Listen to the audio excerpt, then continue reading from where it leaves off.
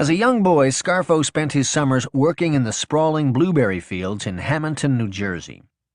Known as the blueberry capital of the world, Hamilton is a small town located 30 miles east of Philadelphia and 30 miles west of Atlantic City. It sits smack dab in the middle of the 60-mile corridor that connects the two cities with the Atlantic City Expressway. Scarfo had learned firsthand about the tireless life of a laborer, a life that he wanted no part of as an adult. His big dreams didn't involve picking blueberries for a living. To him, people who worked for a living were jerk-offs, and Nicky Scarfo didn't fancy himself a jerk-off. Scarfo, who would come to be known as Little Nicky for his diminutive size, stood a mere 5 feet 5 inches. He was voted most talkative by his classmates at Benjamin Franklin High School, which he graduated from in 1947. And his senior yearbook declared the same year that he was out to lick the world. What Scarfo lacked in height, he made up for in fearlessness. Despite his size, he began to box in his late teens under the name Nick Scarfo and amassed an impressive record in small club fights on the Philadelphia boxing circuit. But as the 1950s came, the bantamweight Scarfo decided that he was better suited for life outside the ring.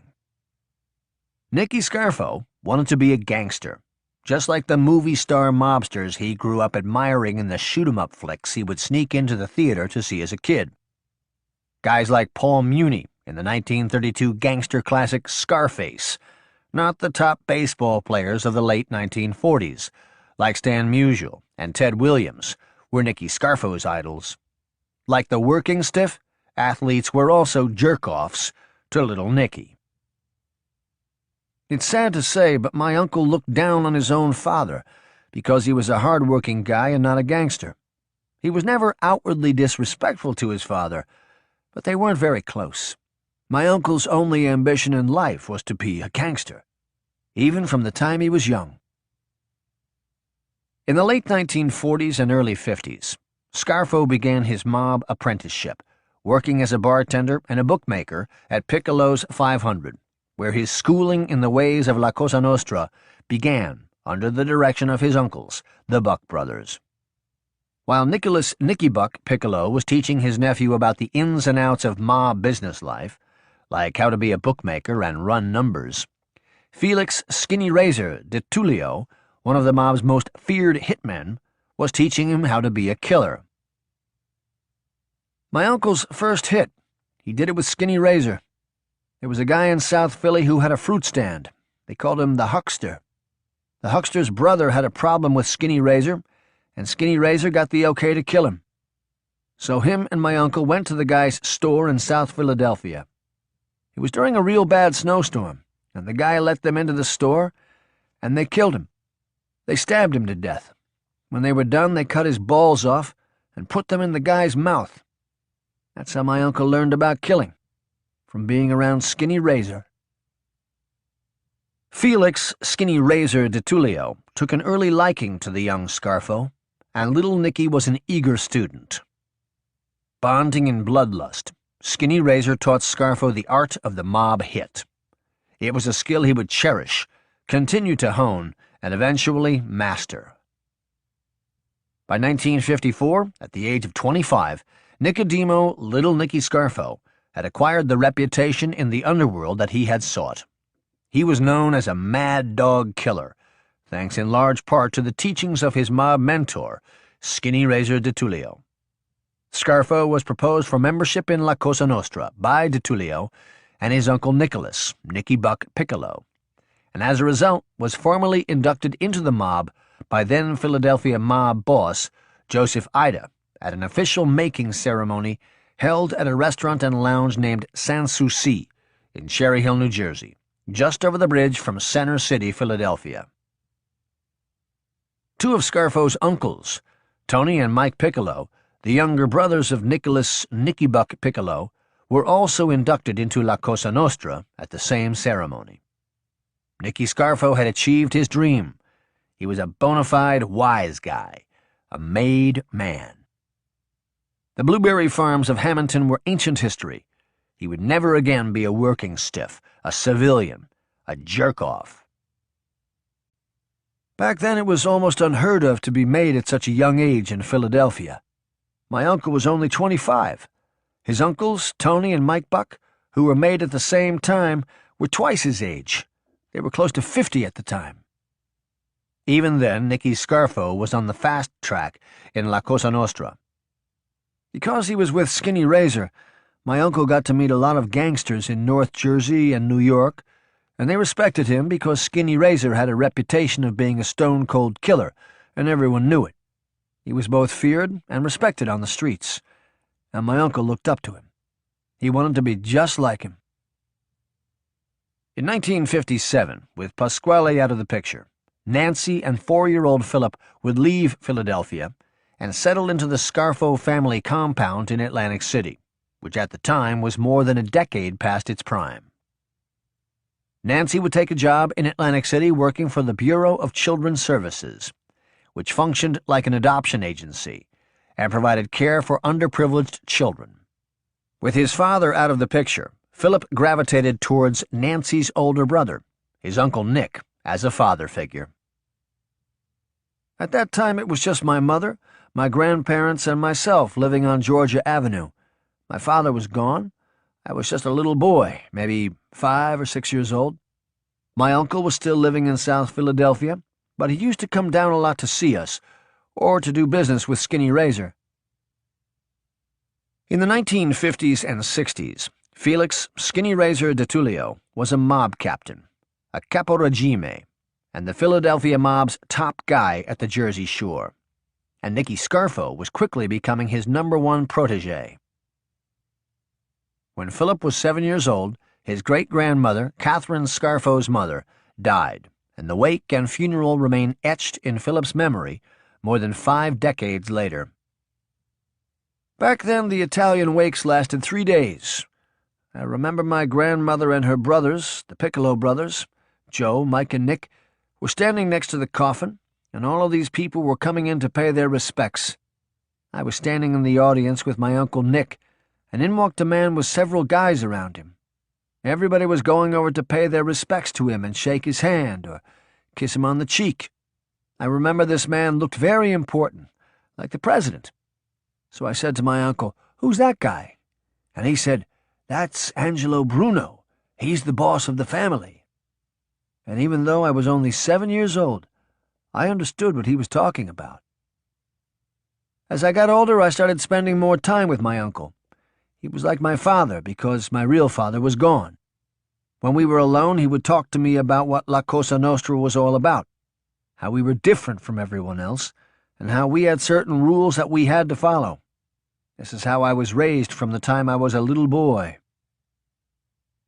When Philip was 8 years old, his Uncle Nick was given an order by his mentor, Felix Skinny Razor DeTullio. A wayward mob associate named Dominic Reds Caruso had disrespected Joseph, Joe the Boss, Rugnetta, the consigliere, or counselor, to the family's boss, Angelo Bruno. And Bruno had hand-picked Skinny Razor's up-and-coming protege, Nicky Scarfo, to oversee Caruso's murder. Scarfo was happy to oblige and show Bruno and DeTullio that he was an able killer, a real gangster. To kill Reds Caruso, Salvatore Chucky Merlino, one of Scarfo's oldest friends, would go to Caruso's home in South Philadelphia and tell him that Scarfo wanted to see him. Like a scene out of the very type of movie he loved so much as a young boy, Scarfo lulled Caruso into a state of relaxation, taking him to a bar in Vineland, New Jersey, that was owned by an associate of the Bruno crime family. 2 more Bruno associates, Santo, Little Santo, Romeo, and Anthony Casello, were inside the bar, with Romeo working as a bartender. Shortly after arriving at the bar, Scarfo wasted little time in carrying out the hit. Little Nicky pulled out a handgun and shot Caruso 6 times at point-blank range. But Reds Caruso was still alive. My uncle told me the guy was lying there after he shot him, and he said, "You got me, Nick." And my uncle grabbed an ice pick from the bar, and he stabbed him over and over again in the back until he died. He told me he stabbed him so hard that the ice pick got stuck in his back, and part of it broke off when he tried to pull it out. But killing Caruso wasn't enough. The Sicilian-born Bruno had wanted him killed in a certain way to send a message. And while he wanted Scarfo to oversee the murder, he wanted another up-and-coming mobster to actually commit it. Ange had ordered that this Reds Caruso be strangled to death, not shot, because he had talked fresh to Joe the boss, and he wanted Santo Idone to strangle him and send a message that his mouth had gotten him killed. These ciggies were big into sending messages. But what happened is Santo Idone was late getting to the bar, and by the time he got there, my uncle had already killed the guy. Now, when the boss says he wants a guy killed, and he wants it done a certain way, that's the way you gotta do it. So when Santo got there, my uncle had him choke the corpse with some rope and leave marks around the neck so, just in case they found the body, Ange would know that he had been strangled like he ordered. Scarfo would also now have a lifelong ally in Santo Idone, who was born in Calabria, the same part of Italy where Scarfo's family came from. My uncle told me that Santo told him, "Thanks for covering for me, Nick. I won't forget it." And my uncle said, "You and me are Calabrese. We gotta stick together around all these ciggies." The hit team, led by Scarfo, would leave Caruso's dead body inside the bar as another team removed the body and moved it to another location, where a third team was supposed to dig a hole and bury the body, which was doused in lime to accelerate its decomposition. But what they did was they got a fourth group to dig up the body and move it somewhere else, so that way the guys who did the killing and the guys who moved the body and the group that buried the body the first time had no idea where the body was, in case someone flipped and ratted them out. Skinny Razor wanted my uncle to take the truck that had been used to transport the body back to Philadelphia so it could be destroyed, so no one could trace any evidence from the killing. My uncle decided to take me along because he thinks that it would look less suspicious driving this truck if he was with a little boy. I was 8 years old at the time. As we were driving, he told me that he had killed a very bad man the night before, and he needed my help in getting rid of the truck they used to transport the body. Here I was, an 8-year-old kid, and these guys that I looked up to, they needed my help.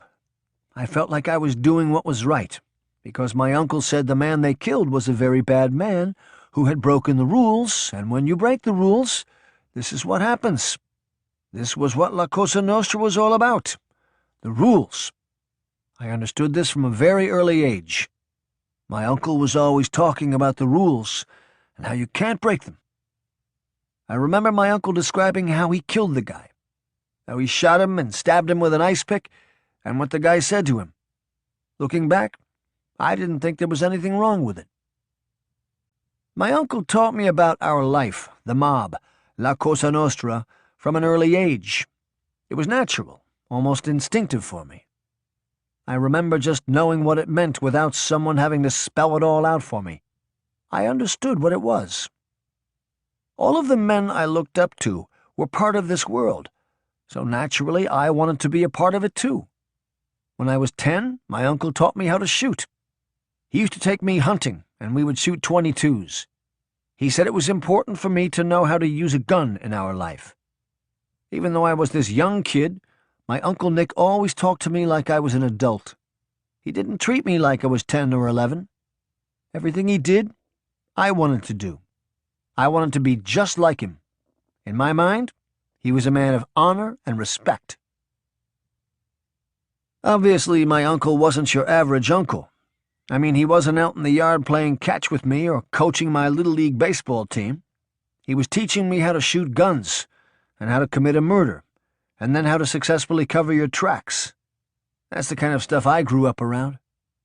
And it seemed completely normal to me. I felt like Marilyn on that old TV show, The Munsters, the one human member of the family who lived amongst all of these strange characters. But I didn't think twice about it. It's scary to think how natural it all was. As Philip got ready for junior high school in St. Michael's in Atlantic City, his uncle had to deal with his first serious brush with the law. In May of 1963, my uncle and Chucky Merlino were in the Oregon Diner in South Philadelphia. My uncle gets into an argument with this longshoreman, this big Irish guy. And my uncle's little. He's only 5'5" and weighs like 135 pounds. So he and the longshoreman get into an argument over a booth, and the guy grabs my uncle by the throat and starts choking him. As he's choking him, he pushes my uncle up against the counter. My uncle is getting ready to pass out, and he reaches on the counter behind him and grabs a butter knife and stabs the guy in the chest. The knife went right into his heart, and the guy died. My uncle used to love to tell this story about how he gutted this big Irish guy. The way he would tell the story, you'd think he was talking about hitting a home run to win the World Series. He would act it out. He'd take his hands and simulate what the guy had done by putting his hands around his neck, showing how the guy had choked him. Then he'd show how he grabbed the knife and thrusted it right into the guy's heart. He was so proud of himself that he killed this guy, who was bigger than him, with a butter knife. Nicky Scarfo would plead guilty to manslaughter for the killing of William Dugan, the Irish guy in the diner. His sentence was a mere 23 months in prison. He was out in less than a year and would join the rest of his family in Atlantic City, leaving Philadelphia behind. For now. In the mid-1960s, Ducktown was a small, close-knit Atlantic City neighborhood populated by prominent working-class Italian families, with names like Rando, Formica, Di Giacinto, Matteo, Basile, Sacco, and Mancuso. And now it would be home to the Scarfos and Leonettis. Spanning a few short blocks, Ducktown covered the area of Texas, Florida, Georgia, Mississippi, and Missouri avenues, from Atlantic Avenue to Fairmount Avenue and to the Bay. The neighborhood was named Ducktown for the duck houses that were built along the bayfront.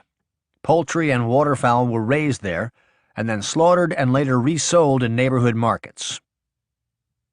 Ducktown was Atlantic City's Little Italy. Within 2 blocks of where we lived on Georgia Avenue, you had the White House, which is the best sub shop in the world. Everyone has been there. The Beatles, Muhammad Ali, Frank Sinatra, you name it, they've all eaten at the White House. You have Angelo's and Angeloni's, 2 of the city's best Italian restaurants 2 blocks away. Before Angeloni's became Angeloni's, it was called the Madrid. There was Doc's Oyster House right around the corner, which had the best seafood in Atlantic City, Barbera's Fish Market, and the city's top Italian bakeries. Rando's, Formica's, and Panarelli's were all a block or 2 away. There was a coffee shop called Tommy Howe's, right next to Angeloni's on Arctic Avenue. The older men used to go in there and play the number, and there was always a card game going. When I was a little boy, my grandfather used to take me down there when he would go. Joe DiMaggio used to go in there every time he was in Atlantic City, and I'd see him hanging out with the guys from the neighborhood, playing cards and drinking espresso. This was not even 50 yards from where we lived. On Missouri and Atlantic, you had Skinny D'Amato's 500 Club, which at the time was the biggest nightclub around. People would come from Philadelphia and New York to go there. The lines would be around the block every night. Frank Sinatra, Dean Martin, Sammy Davis Jr., they all used to perform there. Skinny was a friend of my uncle, so we always got the best seats in the house. While Ducktown may have been energetic and thriving in the mid to late 60s, the rest of Atlantic City was desolate, and 20 years past its prime as the world's playground. Nicky Scarfo was surviving on traditional mob rackets like bookmaking, extortion, and loan sharking to make ends meet. Skinny Razor died in 1966, so my uncle became the top mob guy in Atlantic City. He basically inherited what Skinny Razor had, and Ange gave him the okay to run it how he saw fit. For the most part, he was the only game in town. He was making book and writing small loans, but he was struggling, as there wasn't a whole lot going on down there at the time. Him and a friend of his named Tommy Butch opened a place called the Penguin Club, and he was also involved in a couple of dirty bookstores with this guy named Alvin Feldman, who called himself the King of the Jews. He wasn't making a lot of money, but to him at that time the money wasn't important. He would always say, The money will come, but this thing is about respect and honor. It's not about money. He was making a name for himself within the Bruno organization, and that's what mattered the most to him, his reputation. While the nuns at Holy Spirit were teaching Philip the basic curriculum of English, algebra, and history, his Uncle Nick continued to educate him in the ways of the mob. He was constantly talking to me about La Cosa Nostra. It was all the time. He told me, "In this life, you never rat. You keep your mouth shut and you mind your own business." He told me, "We don't ever discuss our business with women, and we don't discuss our life with outsiders. You don't tell nobody nothing. It's just me and you talking." He would say, "If you want to get involved with me in this thing, just because I'm your uncle, I can't help you." He told me I had to do things on my own and be my own man. At this point, I was ready. I wanted to be like him. I wanted to follow in his footsteps. With his uncle ready to begin his second stretch in jail, Philip would have his chance to do just that. In 1971, as Philip was graduating from high school, Nicky Scarfo was called to testify before the New Jersey State Commission of Investigation, SCI, that was investigating the infiltration of organized crime into various labor unions. After refusing to answer any questions, including his name, Scarfo was charged with contempt and sentenced to an indefinite prison term. He was sent to Yardville State Prison just outside of Trenton, New Jersey, with several other powerful mobsters, including the boss of the Philadelphia mob, Angelo Bruno. Scarfo could have been released at any time, had he honored the subpoena and testified before the SCI, but instead he followed the same rule that he had taught his nephew Philip and refused to testify. Scarfo would spend the next 2 years behind bars. Already a proven killer, it was now known that little Nicky could keep his mouth shut. Besides Scarfo and Bruno, there was longtime New York mob leader Jerry Catena, Trenton mob captain Nicky Russo, North Jersey mobster Ralph Blackie Napoli, and Genovese crime family capos Anthony Little Pussy Russo, Joseph Bayonne Joe Ziccarelli, and John Johnny Coca-Cola Lardieri, and an up-and-coming Genovese soldier named Louis Bobby Manna. Like Scarfo and Bruno, the others were also jailed for refusing to testify before the State Commission of Investigation. Organized crime investigators and members of the press dubbed them the Yardville Nine. For Scarfo, the 2-year prison sentence did wonders for his career. Not only did he get valuable face time with Philadelphia mob boss Angelo Bruno, but he also got close to men deeply entrenched in mob operations in North Jersey and New York, and forged bonds that he would exploit to his advantage in the years to come. For Philip Leonetti, his uncle's prison term would help jumpstart his career in the underworld, as he acted as an emissary for both his uncle and for Bruno, and ingratiated himself with the mob heavyweights from New York, whom Philip would interact with when visiting his uncle. When my uncle was in Yardville, it allowed him to get closer to Angelo Bruno, which was a good thing.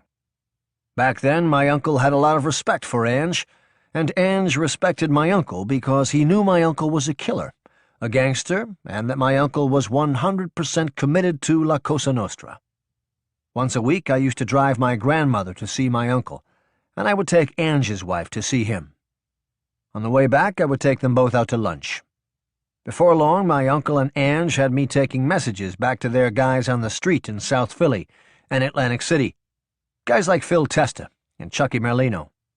At the end of each visit, me, my uncle, and Ange would huddle in a corner, and they would tell me who to see and what to say.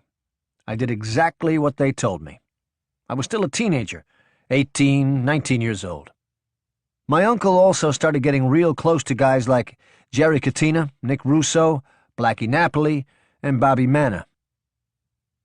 Gerardo Jerry Catena was a powerful captain in the Genovese crime family and had been a prominent underworld figure for more than 50 years, after joining forces with Lucky Luciano and Meyer Lansky in the 1920s during the legendary Castellamarese War. Catena was the influential boss of the Genovese family's operation in northern New Jersey and was one of 4 men who ran the family via a structured ruling panel following the imprisonment of family namesake Vito Genovese in 1959. Raffaele Ralph Napoli, known as Blackie, was a mob soldier associated with the Philadelphia mob's North Jersey operation, based out of the Down Neck section of Newark.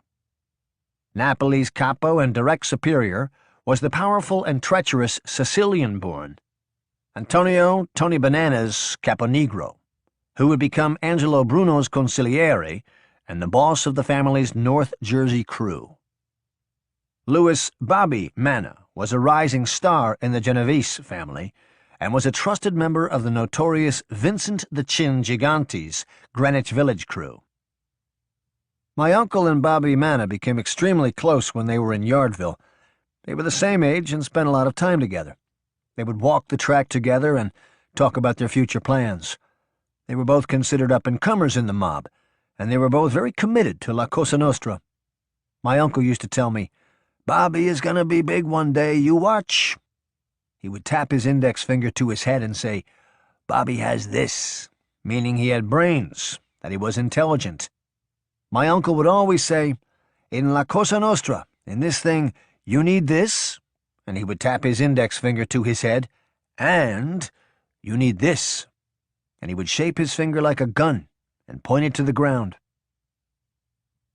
A few years after Scarfo and Manna were released from Yardville, Nicky Scarfo's prediction came true about Bobby Manna when Manna's close friend Vincent the Chin Gigante became the boss of the Genovese family and would eventually become the most powerful mob leader in the United States during the 1980s, and immediately named the intelligent Bobby Manna his consigliere, or third-in-command. The relationship Nicky Scarfo cultivated with Bobby Manna during their walk talks at Yardville State Prison would benefit little Nicky, and by extension Philip, and play a profound role in shaping the Philadelphia Atlantic City mob in the years and decades to come. Philip had graduated from high school and was now becoming immersed in his uncle's secret world, La Cosa Nostra. During the time my uncle was in Yardville, I flew down to Florida to see my father. I hadn't seen him since he left me and my mother when I was a little boy. He had an Italian restaurant in the Orlando area called Leonetti's. We spent a few days together, but that was basically the extent of my relationship with him. He died a few years later, and that was it. From that point on, I was with my uncle every day. College was out. Life in La Cosa Nostra was in. His uncle's prison term had brought Philip into the mob's inner circle. He was acting as a driver for Angelo Bruno's wife and was delivering messages from his uncle and Bruno to their respective crews in South Philadelphia and Atlantic City. He was rubbing shoulders with men like Jerry Catena, Nicky Russo, Blackie Napoli, and Bobby Manna. He wasn't even 20 years old. The city on the Atlantic was founded in 1854. Its name was a testament to its location, which was buttressed by the picturesque seascape of the Atlantic Ocean's waterfront. This new city was uncharted territory and quickly became a real estate developer's dream, ripe with commercial opportunity and promise. From the moment that Atlantic City was incorporated, it was designed to appeal to tourists from all over the world as a premier resort locale and vacation destination with sandy beaches, fine dining, world-class entertainment, and some of the nation's most luxurious and lavish hotels. The city's crown jewel, the Atlantic City Boardwalk, would be constructed in 1870 and was a 7-mile stretch of oceanfront property that featured a diverse array of decadence and commerce. In 1878, the Philadelphia to Atlantic City Railroad was constructed as a means of bringing tourists to the seaside resort. In 1880, the city was officially open for business. Within 5 years, Atlantic City was one of the top tourist attractions in the world, and by the turn of the 20th century, the area experienced a massive real estate boom, finding itself on the cutting edge of both hotel architecture and high society culture. Extravagant hotels and posh restaurants and nightclubs dotted every inch of the boardwalk and its surrounding area, and the city became a playground for the country's rich and famous. During Prohibition, Nicky Johnson, the colorful Atlantic County treasurer and racketeer, ushered in an era that bolstered more corruption and decadence than the notoriously crooked coastal enclave had ever seen. Controlling the state's extremely powerful Republican political machine with an iron fist, Johnson became the unofficial ambassador for Atlantic City and oversaw a wide array of vice rackets that included bootlegging, illegal gambling, and prostitution. Nicky encouraged racketeers from all over the country to set up shop in Atlantic City, and many obliged him, paying him for the opportunity to do so. The city by the Atlantic was now the world's playground. With booze and broads by the boatload, it became the mecca of vice, in essence, the original Sin City, long before modern Las Vegas was even contemplated. Nicky Johnson's life would forever be memorialized in HBO's popular television series Boardwalk Empire, which chronicled Atlantic City in the 1920s from the perspective of a corrupt political boss named Nicky Thompson, a character played by actor Steve Buscemi and loosely based on Johnson and his political regime. Nicky Johnson's reign as both Atlantic City's political boss and top vice lord crumbled in 1941, when he was convicted on charges of tax evasion for hiding proceeds from several policy lottery operations he was running throughout the city. He was sent off to federal prison for the next few years. As World War II came to an end, so did Atlantic City's tenure as the world's playground. By the 1950s, Atlantic City had lost its luster. Year-round tropical destinations like Florida, Cuba, and the Bahamas had become cheaper and more popular alternatives with everyday Americans and the rich and famous, also heading west for Las Vegas, the up-and-coming desert oasis that had by then eclipsed Atlantic City as the new mecca of vice. With the Atlantic City boardwalk decaying and poverty engulfing the city's economy, most of the grand hotels of yesteryear, like the Breakers, the Shelbourne, the Traymore, the Mayflower, and the Marlborough, were all demolished. Drugs and crime replaced fun in the sun as the region's most prominent features. Press coverage of the city's plight, stemming from the conditions encountered by the national media when they descended on Atlantic City for the 1964 Democratic Convention, sent tourists scurrying. As the late 1960s became the early 1970s, the once bustling resort town had gone bust. It was practically a ghost town. It wouldn't be for long. And the boardwalk empire that little Nicky was building would make Nicky Johnson wet his tweed trousers.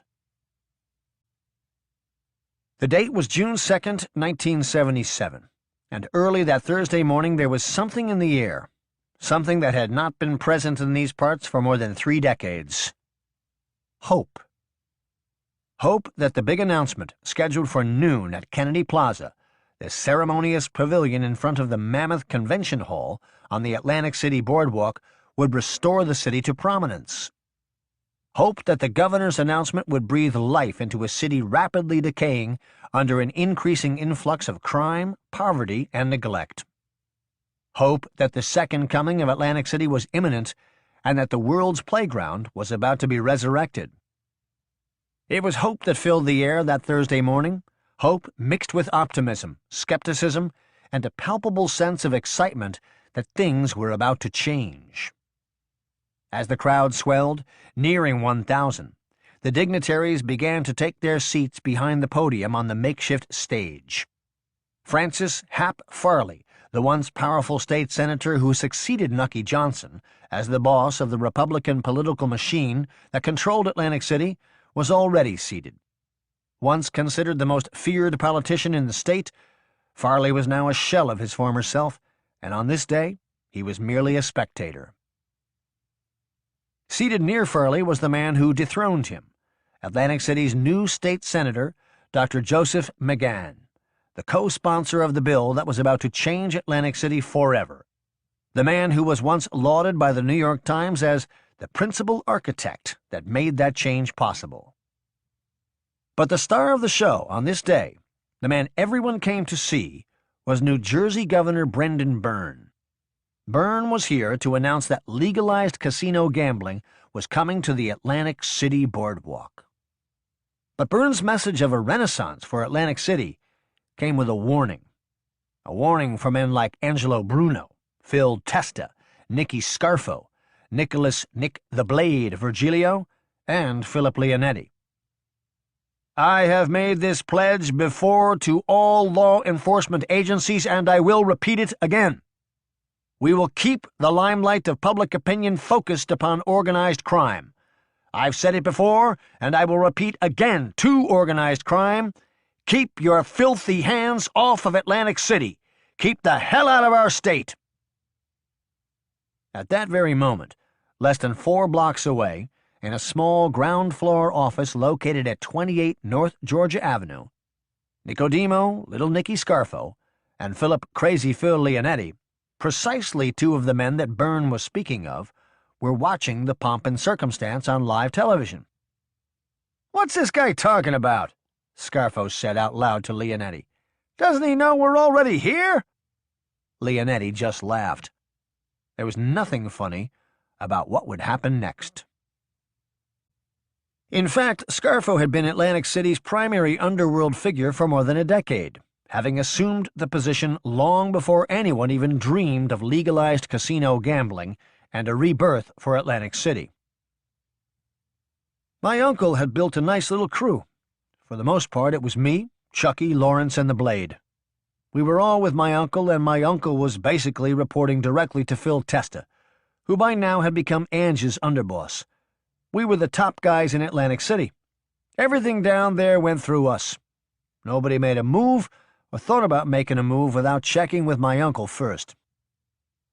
My uncle had 2 posters that hung on the wall of our office on Georgia Avenue, each showing a baseball field with all of the bases and home plate. My uncle never watched a game of baseball a day in his life, and he thought baseball players, athletes, and anyone who wasn't in the mob were jerk-offs. But these posters weren't about baseball to my uncle. They symbolized his philosophy of being a gangster. The first poster had the words, "This is a home run," at the top, and showed the hitter rounding the bases, touching each base and eventually crossing home plate. The second poster had the words, "This is not a home run," at the top, and showed the hitter rounding the bases but missing second base. My uncle would show people those posters and say, "You see what happened?"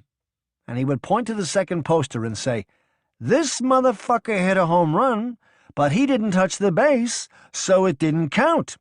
This thing we're doing, this ain't baseball, and this ain't a game. In this thing, if you don't touch the base, you'll get this." And he would make his sign like the sign of the gun. He wanted to know what everyone was doing at all times. Touching base with your superiors in the mob was also one of the rules. By this point, Scarfo's reputation as a killer had made him the premier force to be reckoned with in Atlantic City.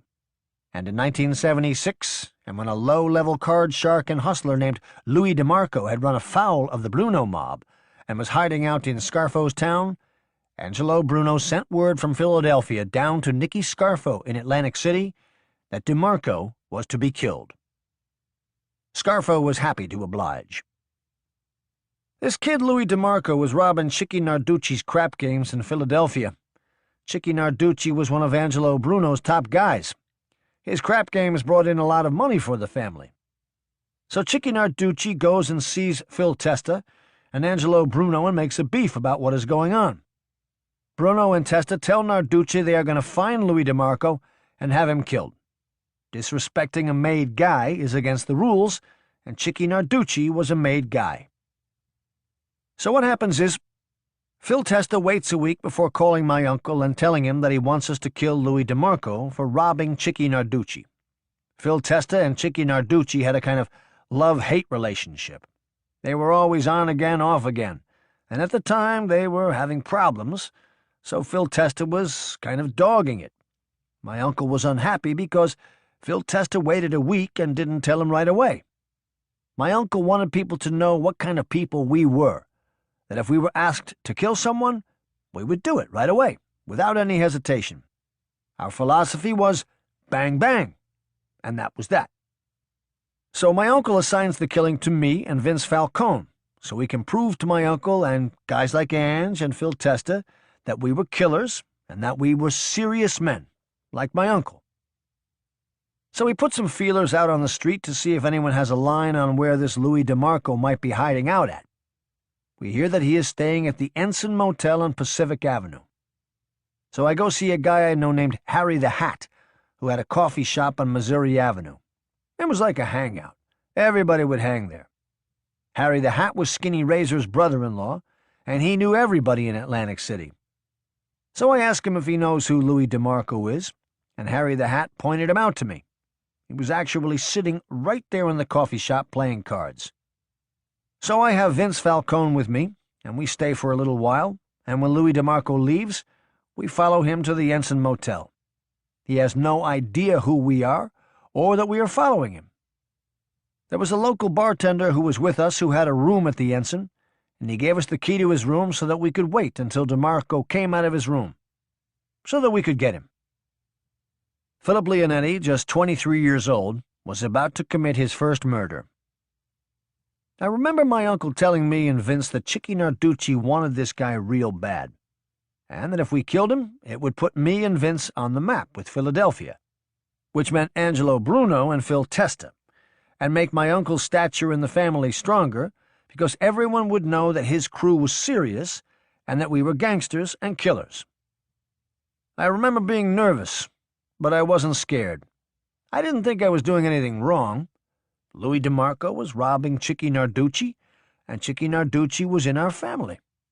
Louis DeMarco had broken the rules, and when you break the rules, you get killed. This is what my uncle had always taught me. This is what La Cosa Nostra was all about. Before the money, before the power, before everything, came the rules. Louis DeMarco was getting ready to leave his room at the Ensign Motel, and he had no idea what was coming. So we see him walking out, and we run up on him. Me and Vince had masks and gloves on. We were behind him. He never saw us coming. I was the first one to shoot, and I blasted him right in the back of his head. After I shot him, I thought he was running away, but it was the force of the bullet that made him fly forward, and he landed face down. Then me and Vince just emptied our guns into him. I think the first shot killed him. We did it right in the parking lot, right on Pacific Avenue in broad daylight. I remember standing over him and emptying my gun into him. I remember the feeling I had. I felt cold, and I didn't feel any remorse. Louis DeMarco was dead, and Philip Leonetti was now a bona fide mob killer, just like his uncle Nicky Scarfo. My uncle had me and Vince go over an escape route a few days before the killing. We walked that route several times to make sure we knew where we were going. My uncle told us that after we killed him, he wanted us to throw the guns on the roof of a nearby building, which we did. We then followed the route that we had planned, and my uncle was waiting there in a car to pick us up.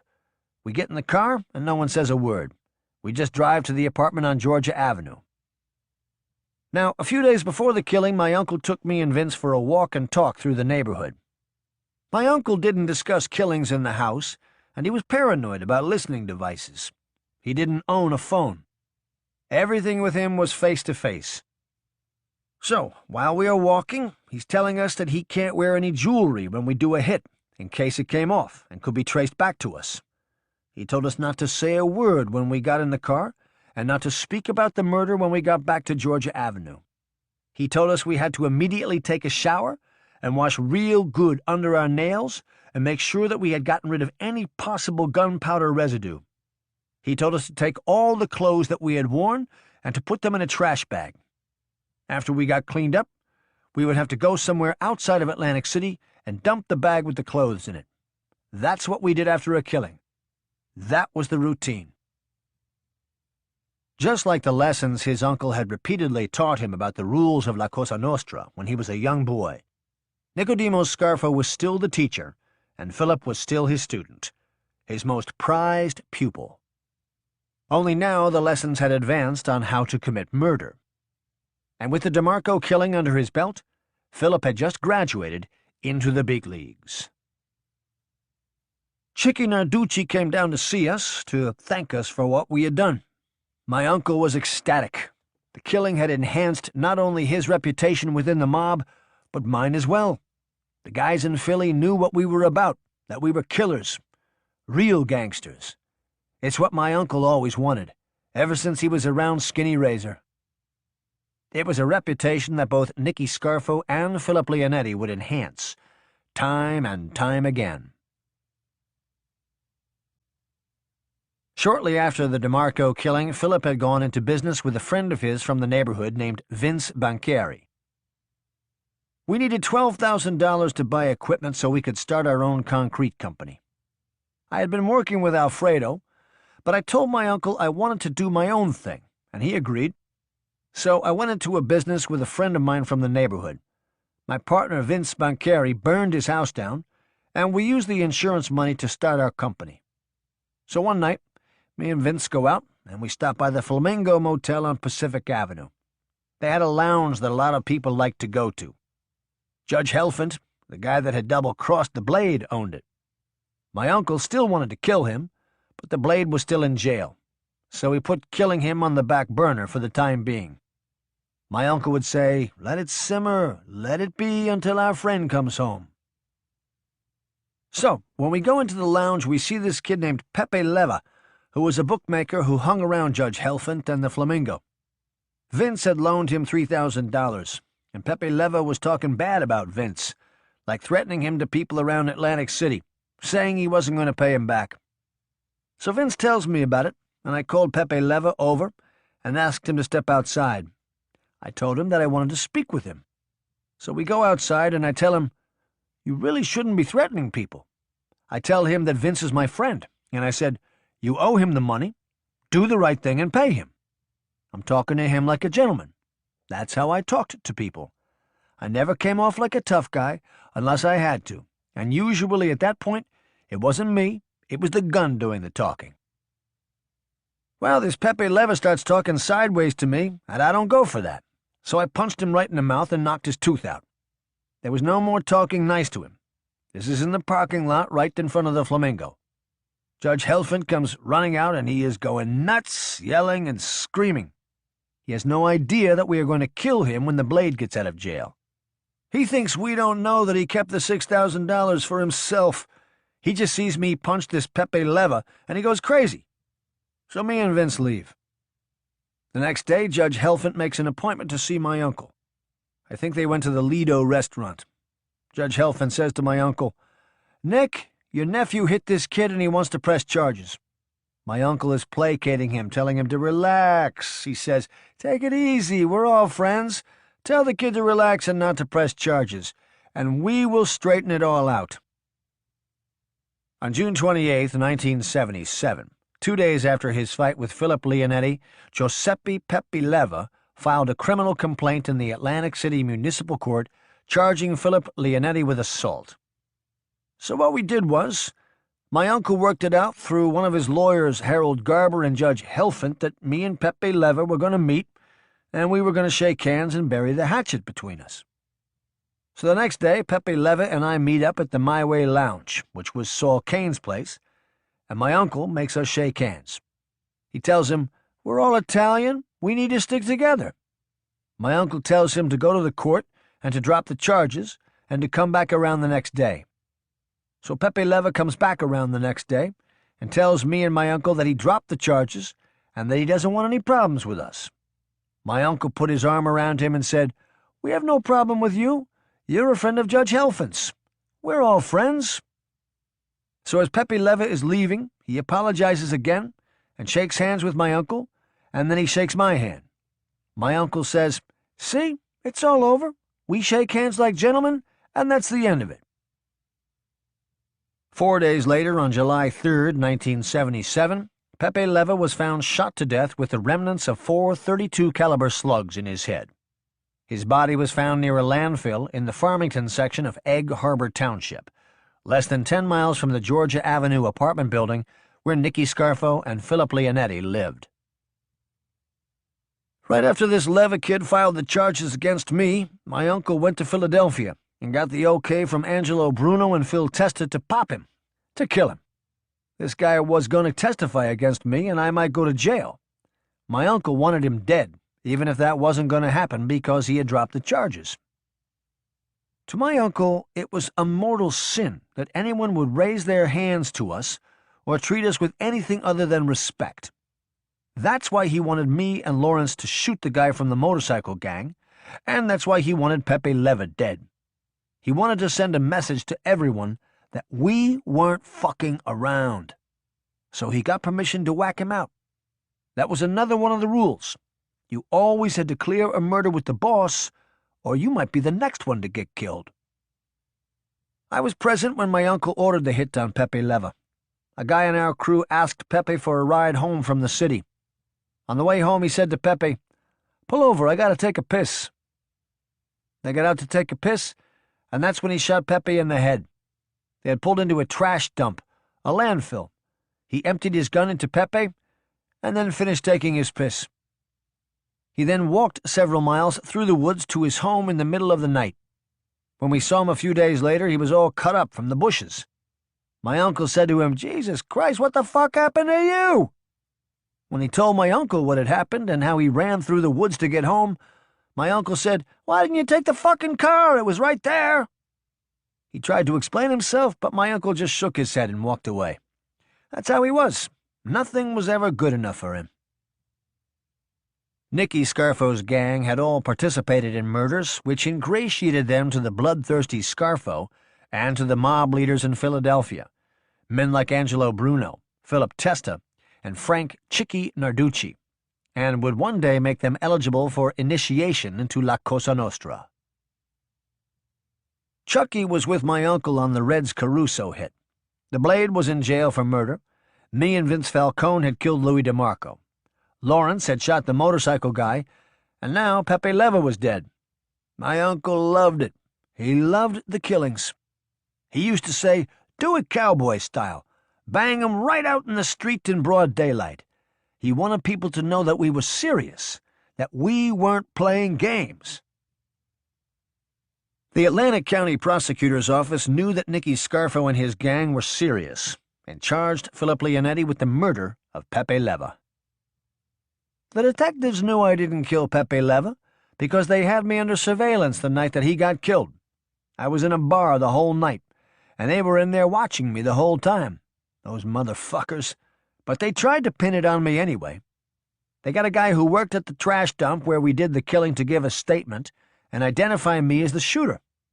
A couple weeks later, the owner of the trash dump's wife called Harold Garber, who was one of our lawyers, and told him what had happened, and that the cops had made the guy say that it was me, and that he wanted to set the record straight and tell the truth, that it wasn't me. My uncle always hated the police. He called them all no-good, dirty cocksuckers. Now, this woman used to hang out at the old Penguin Club that my uncle owned with Tommy Butch. So Harold has to bring the guy to Vince Sausto's insurance office, and he takes a statement from him where he says it wasn't me who did the killing, which it wasn't. Now, at the time, the witness was being watched by two detectives from the prosecutor's office who were protecting him from us. They were convinced that me and my uncle were going to kill this guy so he wouldn't be able to testify against me. The cops thought he was going to do some insurance business with Vince, so they waited outside. They had no idea that Harold was inside the office and that the guy was coming to give a statement that would ultimately kill their case against me. The guy turned out to be a stand-up guy and just wanted to tell the truth. Based on the witness recantation, the murder charges against Philip Leonetti were dropped. Scarfo and Leonetti's reputations were not only known in Atlantic City and Philadelphia, but in mob circles in North Jersey and New York, where guys like Tony Bananas Caponegro and Bobby Manna were updating their crews on what the gangsters in Atlantic City were up to. What was about to happen next would put them in a whole different stratosphere. One of Nicky Scarfo's oldest friends and top associates, Nicholas Nick the Blade Virgilio, had received a 12 to 15-year sentence for a 1972 killing It occurred while Nicky Scarfo was locked up in Yardville. From behind bars, Scarfo, through his nephew Philip Leonetti and attorney Harold Garber, had arranged for a $6,000 bribe to be paid to the judge on the Blades case in exchange for a lenient sentence. The deal had been brokered using a wheeler-dealer Atlantic City lawyer and shyster named Eddie Helfant, himself a part-time municipal court judge who was facing an indictment for fixing cases in the Summers Point Municipal Court. Helfant owned the Flamingo Hotel in Atlantic City, where Philip Leonetti and Pepe Leva had gotten into a fight 8 days before he was killed.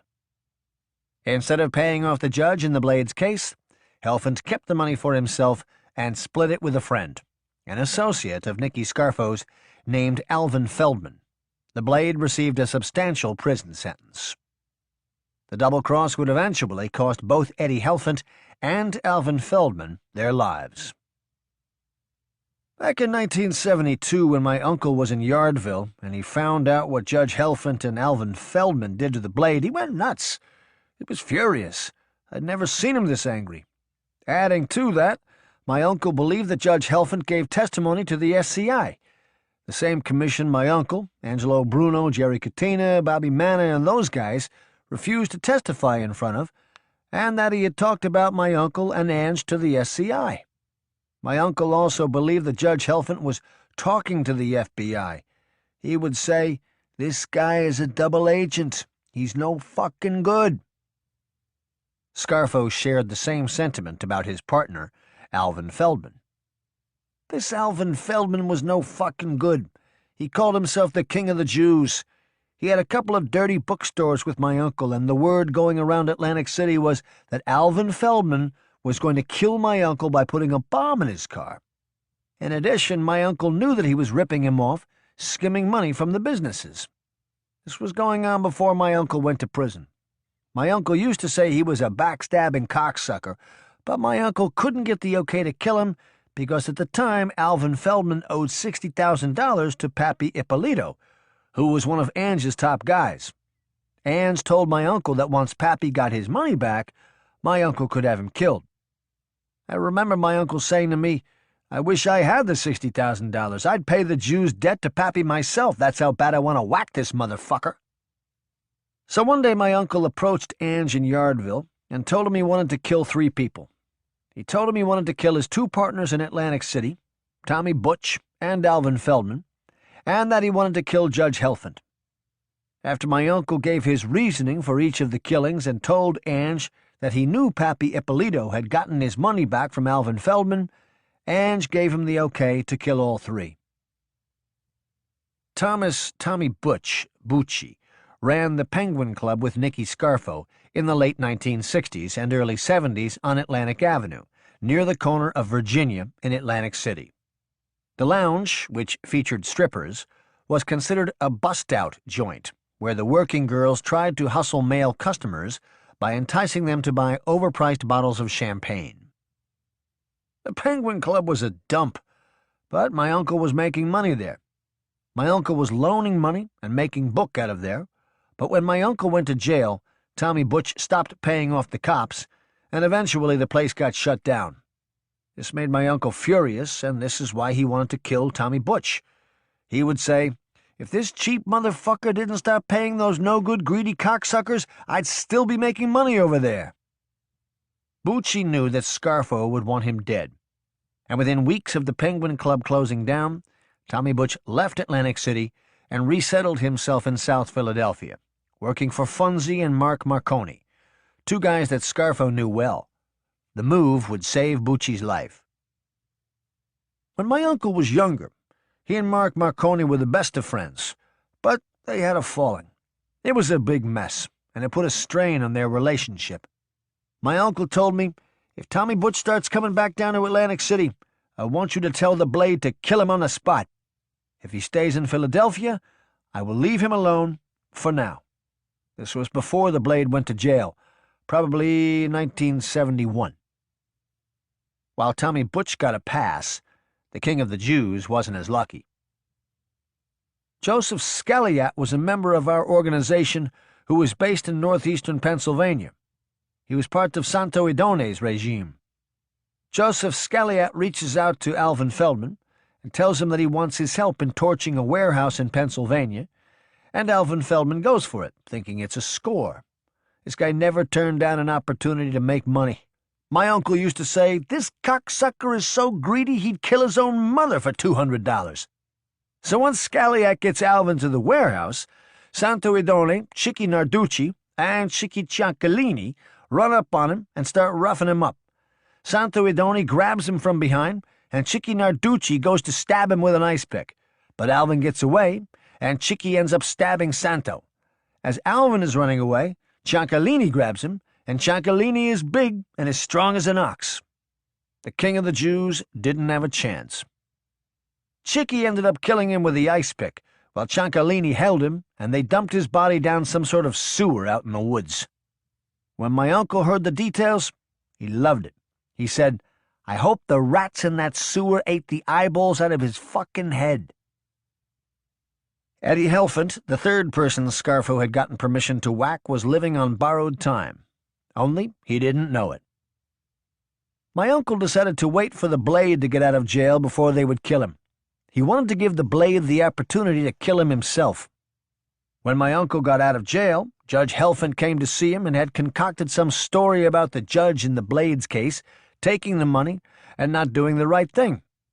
My uncle pretended like he bought it, but we knew he was lying. He was no good, and my uncle had had enough of him. But Scarfo decided to lull the unsuspecting Helfant into thinking everyone was okay, that all had been forgotten. Judge Helfant was having problems with his own indictment for fixing cases, and he came to see my uncle for help. He wanted my uncle and Harold Garber to fly down to Atlanta and talk to one of the witnesses about not testifying. So my uncle flies down to Atlanta with Harold and meets with the witness, and lo and behold, the guy doesn't want to testify, and now Judge Helfant might actually beat his case. So one day I'm having lunch with my uncle at the Madrid. Chucky and Lawrence were with us, and Lawrence says, "Nick, why would you go all the way to Atlanta to help this guy after everything he has done?" So my uncle says, "I don't want him to go to jail. I want to kill him." That's the extent that he went to set the trap for this guy. Like Louis DeMarco and Pepe Leva, Judge Helfant never saw it coming. Loud and boisterous, and somewhat tipsy, Helfant was in good spirits as his legal team expected to win a motion to dismiss his indictment in 2 days, thanks to Nicky Scarfo's recent trip to Atlanta, ending what had been a decade-long fight by prosecutors to put the crooked judge in jail. Eddie Helfant was sitting on top of the world. He had less than 30 seconds to enjoy the view. Judge Helfant, his wife, and another couple were sitting at a table. The Muhammad Ali-Leon Spinks fight was showing on a closed-circuit television behind them. As the snow fell on this cold February night, no one thought anything of the tall and somewhat lanky man who walked into the Flamingo with a snow shovel in his right hand and wearing a black ski mask. The man placed the snow shovel near the door and moved swiftly toward the judge's table, which had been pinpointed moments earlier by a spotter who relayed the information to the man with the shovel. The lounge was packed and dimly lit, and no one seemed to pay attention to the man in the ski mask swiftly approaching the judge's table. That was about to change. Placing his left hand on the back of the man seated at Judge Helfant's table, the man in the black ski mask raised his right hand, carrying a .38 caliber handgun and a 6-year-old grudge, and fired 4 shots at his target, 1 in the head and 3 in the chest, as his wife shrieked in horror. The judge was dead before his body crumbled to the floor. The man in the black mask calmly walked through the lounge toward the door and back out into the Flamingo's parking lot, the same lot where Judge Helfant had broken up the fight between Philip Leonetti and Pepe Leva. Now, less than a year later, both Pepe Leva and Judge Helfant were dead, and the man in the black mask, Nick the Blade Virgilio, fresh out of jail after serving 6 years, had gotten his revenge. As the Blade walked the escape route from the murder scene at the Flamingo, his old friend Nicky Scarfo was parked in a predetermined spot to drive him away, just as he had done when Philip Leonetti and Vincent Falcone killed Louis DeMarco less than 5 blocks away 3 years earlier. This was big, big news in Atlantic City and Philadelphia. The fact that a judge got killed. It made all the papers. Everyone was talking about it. The mob guys in South Philly and up in North Jersey knew it was us, and a lot of the guys in New York took notice. My uncle loved the attention, especially the fact that other mob guys were talking about how ruthless we were. He would say to me, "We can hold our head high when we are around our friends," meaning other mob guys and other families, "because everyone knows who we are and what we are, and there ain't too many guys out there like us." My uncle saw himself as an old-school gangster, even though by this time he wasn't even 50 years old. He looked up to the old-time guys, the Capones and Lucianos, and especially the killers, like Skinny Razor. And he was right. There wasn't too many guys like him in La Cosa Nostra. In fact, I don't think there was anyone who enjoyed killing as much as he did, except maybe the Blade. But the Blade wasn't all bad. He had a good side when he wasn't drinking or killing people. There was this kid who was around at that time who we called Bit a Beep. He was a bookmaker, and he was a good kid. He didn't bother anybody.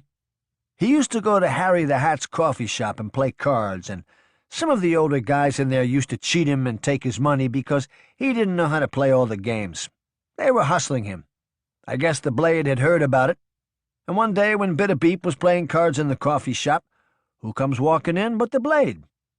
Everyone in that shop knew who he was, and that he was a serious, no-nonsense guy who was a killer and was around me and my uncle. The Blade goes over to Bit a Beep and taps him on the shoulder and says, "Let me play your hand." Bit a Beep has no idea what's going on, but what's he going to do? Say no to the Blade? So he jumps up, and the Blade sits down and tells the guy dealing to deal the cards. The guy deals, and the Blade never turns his cards over and looks around the table at every one of the guys who had been robbing Bit a Beep and says, "I won. Deal another hand." The dealer deals the next hand, and the Blade does the same thing. He never looks at his cards, and he says, "How about that? I won again. Deal another hand." This went on for almost an hour. He took every penny off of those guys, several $1,000s, and handed it all to Bit a Beep. No one ever cheated him again. The Scarfo gang was now thriving in Atlantic City, but things in South Philadelphia were going from bad to worse for Scarfo's boss, Angelo Bruno. In 1979, casino gambling was in full swing, and Atlantic City was in the midst of a comeback. Real estate development was thriving, and construction was booming. So were traditional mob rackets like bookmaking, loan sharking, and extortion. Nicky Scarfo and his crew had positioned themselves to cash in on all of it. While things were looking up for the Scarfo crew in Atlantic City, longtime Philadelphia mob boss Angelo Bruno was slowly starting to lose control of the crime family he had overseen since 1959. When Ange became boss, he aligned himself and the Philly mob with the Gambino family in New York. Ange and Carlo Gambino, the boss of the Gambinos, were very close and had worked together as bootleggers when they were younger. Carlo Gambino had used his influence on the commission to help Ange win the dispute with Mr. Miggs, and that's how Ange became the boss, and he remained loyal and indebted to Carlo Gambino. At the time, the Gambinos were the most powerful family in La Cosa Nostra, and Carlo Gambino, who was known as Don Carlo, was il capo di tutti capi, the boss of all bosses, who sat at the head of the commission. But in 1976, the 74-year-old Gambino would die from a heart attack, and almost overnight it seemed that Angelo Bruno's power began to wane. Around this time, Angelo Bruno and Phil Testa started having problems with each other. Ange was the boss, and Phil Testa was the underboss, but they were at odds about money and how to run the family. Ange was more of a white-collar guy, and Phil Testa was a blue-collar guy, a street guy, so they both had different philosophies. There's an old saying that Sicilians love their money more than they love their children, and that they really love their children. With the Sicilians, it always came down to money, and both Ange and Phil Testa were hard-headed Sicilians. We called them Siggies, which is slang for Sicilian. So one day we're at the office on Georgia Avenue, and Ange comes down to see my uncle. It was in the summer, and Ange used to have a home in Ventnor. Sometimes when he was down, I would be his driver. Ange knew that my uncle was 100% La Cosa Nostra, that he knew all the rules, all the moves, and knew all the angles better than some guys who had been around this thing for 50 years. He knows that there was no bullshitting my uncle. You had to always give it to him straight. He got to know my uncle real well when they were in Yardville together, and me as well. We had already done the DeMarco hit for Chicky Narducci, and Chicky was one of Ange's top guys, one of his top earners. He, too, was a hard-headed Siggy. At the time, Chicky Narducci was also having problems with Phil Testa. So Ange comes in and says, "Nick, you know that me and Phil Testa are having problems, and I just wanted to see what side you were on." Now here's the boss of the family, and coming to see us about a problem he was having with the underboss. That's how far we had come. Angelo Bruno was the guy at my great-grandmother's wake, the guy I thought was the president when I was 7 years old, and now he's coming to see us because he needs our help. He told my uncle that if you come with me and be on my side, it will be $1,000 per week for you and the kids, meaning me, Lawrence, and Vince Falcone would make $500 per week. Ange was trying to get us lined up against Phil Testa so that they could take him out and make Chicky Narducci the underboss. My uncle listens to all of this and says to Bruno, "What do you mean, whose side am I on? This is una familia, one family. Let me think it over." My uncle always told me, "It don't matter what the guys in South Philly say, it matters what the guys in New York say, because only they can make or break a boss." That's something that Skinny Razor had taught him way back in the 50s, and he never forgot it. Now, around this time, my uncle and I were going to North Jersey quite a bit, and spending time around guys like Caponegro and Bobby Manna, and getting their take on things. My uncle was a great listener, and had an ability to get people to say more than they should. When we'd come back, my uncle would say, "If you want to know what you're looking at, you got to look at the whole picture. Otherwise, what's the fucking point?" What he was saying was that there was more going on than we were aware of with this beef between Ange and Phil Testa, and with my uncle. He always got to the bottom of things before he made his move. Nicky Scarfo, the boss of the family's Atlantic City operation, knew from his one-on-one meetings with Antonio Tony Bananas Caponegro, the boss of the family's North Jersey operation, that Bruno was quickly losing his grip over the North Jersey faction of the family. Scarfo also confirmed this in his private meetings with Bobby Manna, his old pal from Yardville, who told him that Bruno's days as boss might be numbered. My uncle would always check things out, and if there was a way to double-check, he'd double-check. He always knew what everyone else's moves were going to be before he made his move. He'd say, "In this thing, in La Cosa Nostra, if you go off half-cocked, you end up with this." And he made the sign of the gun. Scarfo's separate meetings with Caponegro and Manna, and his belief that Bruno was a sinking ship, more so than his loyalty to Phil Testa, were the reasons for little Nicky to turn down Bruno's request. So about a week or so later, Ange comes around, and him and my uncle go outside for a walk and talk up Georgia Avenue towards the Madrid. I'm walking a few feet behind them. I had a pistol on me. I'm keeping an eye out for the law and anyone who may have tried to hit either one of them. I remember things were tense in the family at this time, and everyone was on edge. I hear my uncle say, "Listen, Ange, this is una familia. I'm not on anyone's side.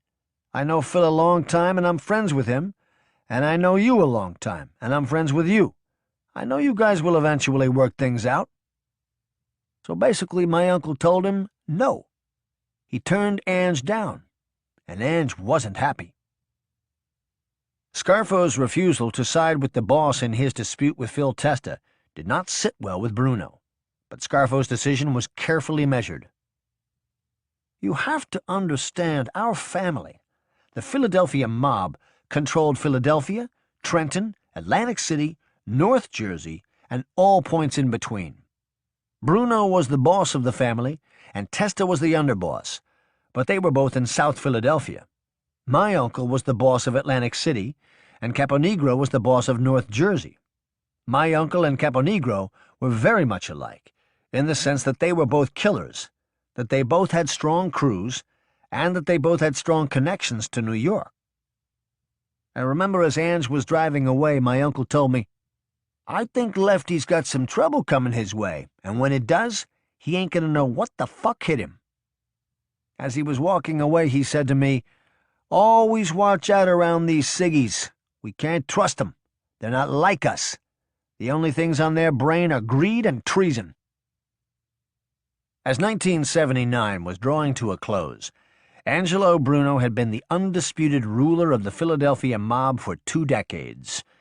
Nicknamed the Docile Don, Bruno was an underworld diplomat who preferred a conciliatory approach to dispute resolution, a sentiment not shared by his subordinates in Atlantic City, namely Philip Leonetti and Nicodemo Scarfo, and his consigliere, Antonio Tony Bananas Caponegro, based out of Newark. In La Cosa Nostra, you're either a racketeer or you're a gangster. Ange was a racketeer. We were gangsters. My uncle started sensing things changing with him and Ange after he turned him down on the thing with Phil Testa. My uncle started calling Ange Lefty because he started throwing curveballs at us. My uncle would come back from a meeting and say, "Lefty threw us another curve," little stuff like that. I know that at the time, Chicky Narducci was in Ange's ear, talking subversive about Phil Testa. You see, Chicky Narducci was an earner, a multimillionaire, but he wanted power. The money wasn't enough for him. He wanted Ange to make him the underboss so that he could take over the family when Ange retired. It was just like my uncle said with the Siggies. It was always greed and treason. They were treacherous people by their own nature, my uncle would say. It's in their fucking blood. As if the growing rift between Bruno and his underboss, Philip Testa, wasn't bad enough, Bruno began to have problems with little Nicky Scarfo in Atlantic City, as Scarfo grew more powerful and ambitious. When they announced that the casinos were coming to Atlantic City, this was going to be the biggest money-maker yet, better than bookmaking and loan sharking. If we controlled the union, we controlled the union's money, which meant we would have access to millions of dollars at any given time. Frank Garacci was a bartender, and he was always around. His mother lived in one of the apartments on Georgia Avenue in our building. Now, when my uncle went to Philly about the unions, no one else had gone on record about it, which means it should have directly gone to us without any interference. You have to remember, by this time my uncle had been the only made guy in Atlantic City for more than 10 years since Skinny Razor died. So he felt entitled to the unions, and he was right. They should have gone to us, no questions asked. But what Ange did, he told my uncle, "Nick, let me think about it, and I'll get back to you." Now this is what my uncle did to him on the Phil Testa thing, and now Ange was kind of giving it back to him. I remember driving back to Atlantic City after the meeting, and my uncle wasn't happy, but we never discussed business in the car. When we got back to Atlantic City, we went to Scanicchio's for dinner. The owner, Vince Sausto, was a good friend of ours, and he always took good care of us. Sometimes I'd go there for lunch, and I'd end up eating lunch and dinner, staying for hours, talking and laughing with Vince. He was a great guy and a terrific friend. He was the absolute best. Vince was also an insurance agent, and we had used his office to take the statement from the guy in the Pepe Leva case. But on this night, following his meeting with Angelo Bruno regarding control of the unions in Atlantic City, Nicky Scarfo wasn't in the mood for laughing and joking. My uncle said, "If this cocksucker Lefty tries to throw us a curve with this union business, there's going to be resistance, and we ain't backing down." Now, in all the years that I had been around my uncle, I had never once heard him curse Angelo Bruno. This was the first time. His colors changed. He really went in on him. You have to remember, Ange was the boss, and my uncle was all about la Cosa Nostra, the rules. The boss was the boss, and that's it. You never questioned the boss. You never talked subversive about the boss. If you did, you'd be killed. Those were the rules, and my uncle lived by those rules 24 hours a day, 7 days a week, 365 days a year. That's how committed he was to la Cosa Nostra. I remember saying, "Yeah, but what can we do? He's the boss." And my uncle's response was, "Not all of our friends are happy with Lefty." Nicky Scarfo knew from his conversations with Genovese power broker Bobby Manna that Bruno's consigliere, Antonio Tony Bananas Caponegro, the family's North Jersey boss, was starting to question the effectiveness of Bruno's leadership. Manna didn't learn this from Caponegro himself, as Caponegro, aware of Manna's close relationship with Scarfo, circumvented Manna and spoke directly to another powerful old-school Genovese mobster named Frank Fonzi Thierry he thought that he could trust. Thierry relayed everything that Caponegro was telling him to both Manna and Vincent the Chin Gigante, the soon-to-be boss of the Genovese family. Thierry, Manna, and Gigante saw a major opportunity for the Genovese family when Caponegro started putting out feelers regarding a change in leadership should something unfortunate happen to Angelo Bruno. Ange had aligned the Philly mob with the Gambinos. Ange had been very close to Carlo Gambino, and when he died, Ange became close with his successor, Paul Castellano. Philadelphia occupied a seat on the commission, and under Bruno, Philadelphia was essentially a proxy vote for the Gambinos. If Bruno was eliminated and Caponegro succeeded him, Caponegro had assured Thierry that Philadelphia's proxy vote would go to the Genovese, tipping the balance of power on the commission in favor of the Genovese. The problem for Caponegro was that Bobby Manna had solicited similar information from Nicky Scarfo regarding the underboss Philip Testa. Bobby Manna asked us to come see him in Hoboken. It was me, my uncle, Chucky, and Bobby. We went to Casella's, a restaurant where Bobby did some of his business. While we were eating, Bobby asked my uncle. He said, "Nick, if God forbid something were to happen to Angelo and Phil Testa were to succeed him, I'd like to know where we would stand with your family."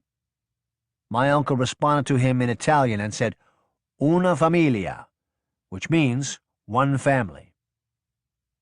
My uncle was basically telling him that should something happen to Ange and Phil Testa was named boss, that Philadelphia would align themselves with the Genovese. I remember Bobby saying, "My friends are going to be very happy to hear that." The friends Manna referred to were the other members of Vincent the Chin Gigante's inner circle, who were on the verge of assuming control of not only the Genovese crime family, but had their eye on a much bigger prize, control of the Commission, the governing body of La Cosa Nostra. My uncle said to him, "Tell this guy," and he touched his chin, that's how we referenced Gigante, "that we know who our friends are, and that's something we never forget." Bobby nodded and smiled, and patted my uncle on the hand. The ambitious Genovese mobsters, led by Bobby Manna and his boss, Vincent the Chin Gigante, were now in a powerful position, having assurances from Bruno's underboss and consigliere that should something happen to Bruno, Philadelphia would become their proxy vote. Antonio Caponegro's top lieutenant in the North Jersey faction of the Bruno mob was Ralph Blackie Napoli, the same Blackie Napoli who used to walk the track at Yardville State Prison with Bobby Manna and Nicky Scarfo. Manna knew that should something unfortunate happen to Caponegro, that Blackie Napoli would take over North Jersey, and that the Genovese could influence him, and in essence, insert themselves into a position of power over the Bruno family's vast North Jersey operation, which included a thriving multi-million-dollar gambling and loan sharking business that the powerful Caponegro controlled with an iron fist. This Machiavellian plot of treachery made both Angelo Bruno and Antonio Caponegro expendable to forward-thinking mafiosi like Fonzie Thierry, Bobby Manna, and his boss Vincent the Chin Gigante. To them, the Brunos, the Caponegros, and the Napolis were pieces on one big La Cosa Nostra chessboard. Now, around this time, Ange gets back to my uncle on what he wants to do with the unions in Atlantic City. And just like my uncle predicted, he throws us a curveball. He tells us that he wants to put John McCullough, who is with the Roofers Union in Philadelphia, and Ralph Natali, who is in the Bartenders Union out of Camden, in place to organize the hotel, restaurant, and casino workers in Atlantic City, ultimately shutting my uncle out. Nicky Narducci was very close with McCullough, and this was another example of what he and Ange were up to. Their greed knew no end. Typical Siggy shit. Now, what they don't know is that it's easy to control a local, but if you want real power with a union, you have to control or have influence over the national. And when my uncle talked to Ange about the unions in Atlantic City, what he didn't tell him was that he had also talked to Bobby Manna, because the Chin and the Genovese family were calling the shots. So there was absolutely no way for my uncle to lose. But Ange and Narducci didn't know this. Ange thought that if he put his local in there, that was it. But the Genovese were backing my uncle. By the end of 1979, Angelo Bruno had no idea what was happening around him. While he and Nicky Narducci were trying to box out Phil Testa in South Philadelphia, and now Nicky Scarfo in Atlantic City, he had no clue what was in store for him in 1980. As 1980 approached, things in and around Atlantic City were starting to heat up for Nicky Scarfo and his gang.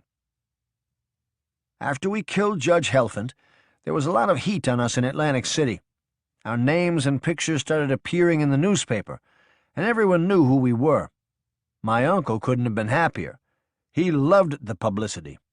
There was this local radio talk show host named Mike Sherman who started calling me Crazy Phil. I hated the nickname, but my uncle said, "Are you kidding? Guys would pay money for a name like that." Around this time, Philip Leonetti's partnership with Vince Banchieri ended, and he and his uncle formed their own concrete company and named it Scarf Inc. Our office was on the ground floor of our building at 28 North Georgia Avenue in Atlantic City. My cousin Chris, who was my uncle's oldest son, came to work for Scarf Inc. He was totally legit and never involved in anything connected to La Cosa Nostra. Him and my uncle would constantly argue about everything. They fought like cats and dogs.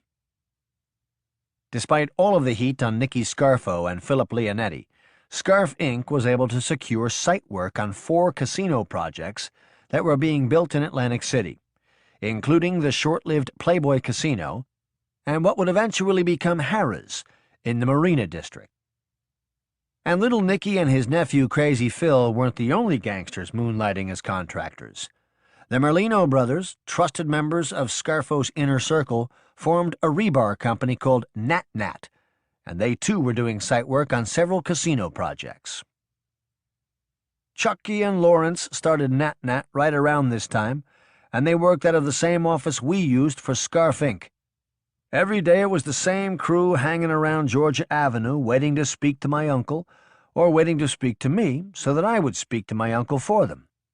It would be me and Lawrence, the Blade, Saul Kane, my cousins Chris and Nicky Jr., and a couple of other guys. If Chucky was down from Philly, he'd be there, usually with his son Little Joey and Phil Testa's son, Selvey. I always got along with Chucky, but I never liked his son. He was a fresh kid, and I always thought he was no good. Him and Nicky Jr. were the same age, and they used to hang together with Lawrence's kids. Me and Salvey were very close. I had known him my whole life. What my uncle was doing with me, teaching me about La Cosa Nostra, Salvey's dad was doing with him. This included learning not only the rules, but learning how to become a killer as well. Right after we killed Judge Helfant, my uncle went to Phil Testa and Angelo Bruno and told them he wanted to kill a guy in South Philadelphia named Mickey Coco, who had sold drugs to the son of Frank Monte, who was a made guy and had been close with my uncle since they were kids. Drugs were against the rules, and my uncle detested drug dealers. That ruffled a lot of feathers with the old-timers that my uncle would come up to South Philadelphia and tell the boss and the underboss that they needed to kill a guy in their own backyard in South Philadelphia. We were killing all of these guys in Atlantic City, and everyone in the mob knew it. They knew we weren't playing around, that we were gangsters. But on the Mickey Coco hit, my uncle was basically telling Ange and Phil Testa, "This guy's selling drugs to the son of a member of this family. He's breaking the rules of La Cosa Nostra. He's got to go. He needs to be killed, and you guys shouldn't need me to come up from Atlantic City, 60 miles away, and tell you when it's time to do a killing." What he was saying, basically, was that this is how gangsters act. Pay attention. Reports of Scarfo's moxie regarding ordering the hit on Mickey Coco began to circulate to neighborhood bars and social clubs in South Philadelphia, Newark, and on Mulberry Street in New York's Little Italy, just like it had after Scarfo whacked out crooked Judge Eddie Helfant. There was no doubt about it. Angelo Bruno was a racketeer. Nicky Scarfo was the gangster. Following Scarfo's lead, the plan to execute Michael Mickey Coco Cifelli began to take form and would manifest itself on a cold day in January when Salvatore Chucky Merlino and Salvatore Salvi Testa, both wearing ski masks and carrying handguns, entered a neighborhood bar at the corner of 10th and Wolf in South Philadelphia and shot Cifelli at point-blank range as he sat at the bar, sipping a beer and waiting to meet with Bobby Lumio, a Scarfo associate, who was conveniently talking on a payphone when the masked gunman entered the bar. My uncle wanted Chucky to be one of the shooters because he had proposed him for membership into La Cosa Nostra, and in order to be made, you had to be 100% Italian, and you had to have participated in a murder. Philip Testa wanted Salvi to be the other shooter because, like my uncle was doing with Chucky, Phil Testa was proposing Salvi for membership. My uncle had also proposed Bobby Lumio for membership for his role in setting Mickey Coco up. As Nicky Scarfo became more of a force in La Cosa Nostra, he started to distance himself from members of his Atlantic City crew that he thought were dead weight. Two men who fit that description were Alfredo Ferraro and Vincent Falcone, both of whom had been trusted members of Nicky Scarfo's gang since the early 70s. My uncle decided he didn't want either of them around us anymore. He would say things like, "These two guys are useless," or "These two guys are holding us back." He grew to detest both of them. What happened next is vintage Nicky Scarfo. Now, Alfredo and Vince were the best of friends. They were Italian, but they came to the United States from Argentina, and they came over together. They were very close, these two. So my uncle decided that he wanted to kill Alfredo, and he wanted Vince to be the shooter. Now, if Vince doesn't kill Alfredo, my uncle will have him killed, and then we'd kill Alfredo anyway. It's like killing two birds with one stone. So my uncle gives Vince the order to kill Alfredo, and right away Vince is dogging it, making up excuses. Alfredo must have started getting vibes, and he just disappears. He stops coming into Atlantic City. We stopped seeing him. But one night Vince is out drinking with Alfredo, and Chucky and Lawrence bump into them, and they both get drunk, and they tell Chucky and Lawrence that my uncle is crazy and that we shouldn't be in the concrete business. A few days later, my uncle and Chucky end up going on vacation together to Italy, and while they are there, Chucky tells my uncle what Vince and Alfredo had said about us. My uncle told Chucky, "When we get back, I'm going to whack 'em both." And so begins the plan to kill Vincent Falcone. My uncle never really liked Vince. He didn't think he was cut out for La Cosa Nostra. My uncle would say about Vince and Alfredo, "They are not meant for this thing," meaning La Cosa Nostra, this thing of ours. Now, Alfredo had stopped coming around. He even stopped doing business in Atlantic City with his concrete company. And even though my uncle wanted to kill him, it wasn't a top priority at the time. But now with Vince Falcone not following orders and then talking subversive to Chucky and Lawrence about me and my uncle became obsessed with killing him. He used to call Vince the big shot when he spoke about killing him. He'd say things like, "We're gonna show the big shot who's in charge," and things like that. Vince had been around long enough to know how my uncle was, and I think he knew that we were going to kill him. So like Alfredo did, Vince stopped coming around. Now at the time Vince was married, but he was seeing a young girl who lived on Georgia Avenue right across the street from us. The girl's name was Maria, and she and her family had moved from South Philadelphia to Ducktown, just like we had. She was a beautiful, young, Italian girl with dark hair and a pretty face. Now when Vince would pick her up or drop her off, he would never drive down Georgia Avenue because he knew we wanted to kill him. I used to tell her that Vince was no good and that she should stop seeing him, but she was young and she didn't listen to me. There was something special about that girl. Even back then I felt it. But not every murder had to take place right away. Some were business, like the Louis DeMarco and Pepe Leva murders, and some were more personal, like the Judge Helfant killing. To Nicky Scarfo, killing the big shot, Vincent Falcone, had become personal, and just like he did with Judge Helfant, Scarfo set out to lull Falcone into a comfort zone and then kill him when he least expected it. Now, around this time, a position opens up in the concrete union, and my uncle puts the word out that he wants Vince Falcone to get it. This was a big deal, and something that Vince had always wanted. So my uncle sets the trap, and Vince goes for it. My uncle is acting like everything is fine, and now Vince starts coming around Georgia Avenue again. We are playing along like nothing ever happened. Me, Chucky, Lawrence, the Blade, and Vince is doing the same because he really wants to be the boss of the concrete union. Now at this time Alfredo isn't around anymore, and Vince is hanging with a kid from South Philadelphia named Joe Salerno, who was a plumber. Joe Salerno had borrowed $10,000 from me and my uncle and was paying us 2.5 points, or $2.50 per week, in interest, on top of the $10,000 he owed us. It was a standard juice loan, and at the time we were doing a lot of loan sharking. Every week I'd go out and pick up envelopes, or guys would come to the office. Everybody paid because they knew our reputation. These types of loans were our bread and butter. With the holidays approaching and the promise of a new job waiting for him in the new year, Vincent Falcone thought he had a lot to look forward to. He thought wrong. My uncle organized a little party at a house in Margate 9 days before Christmas. He was already there waiting for us to arrive. Lawrence had a Thunderbird at the time, and he was driving.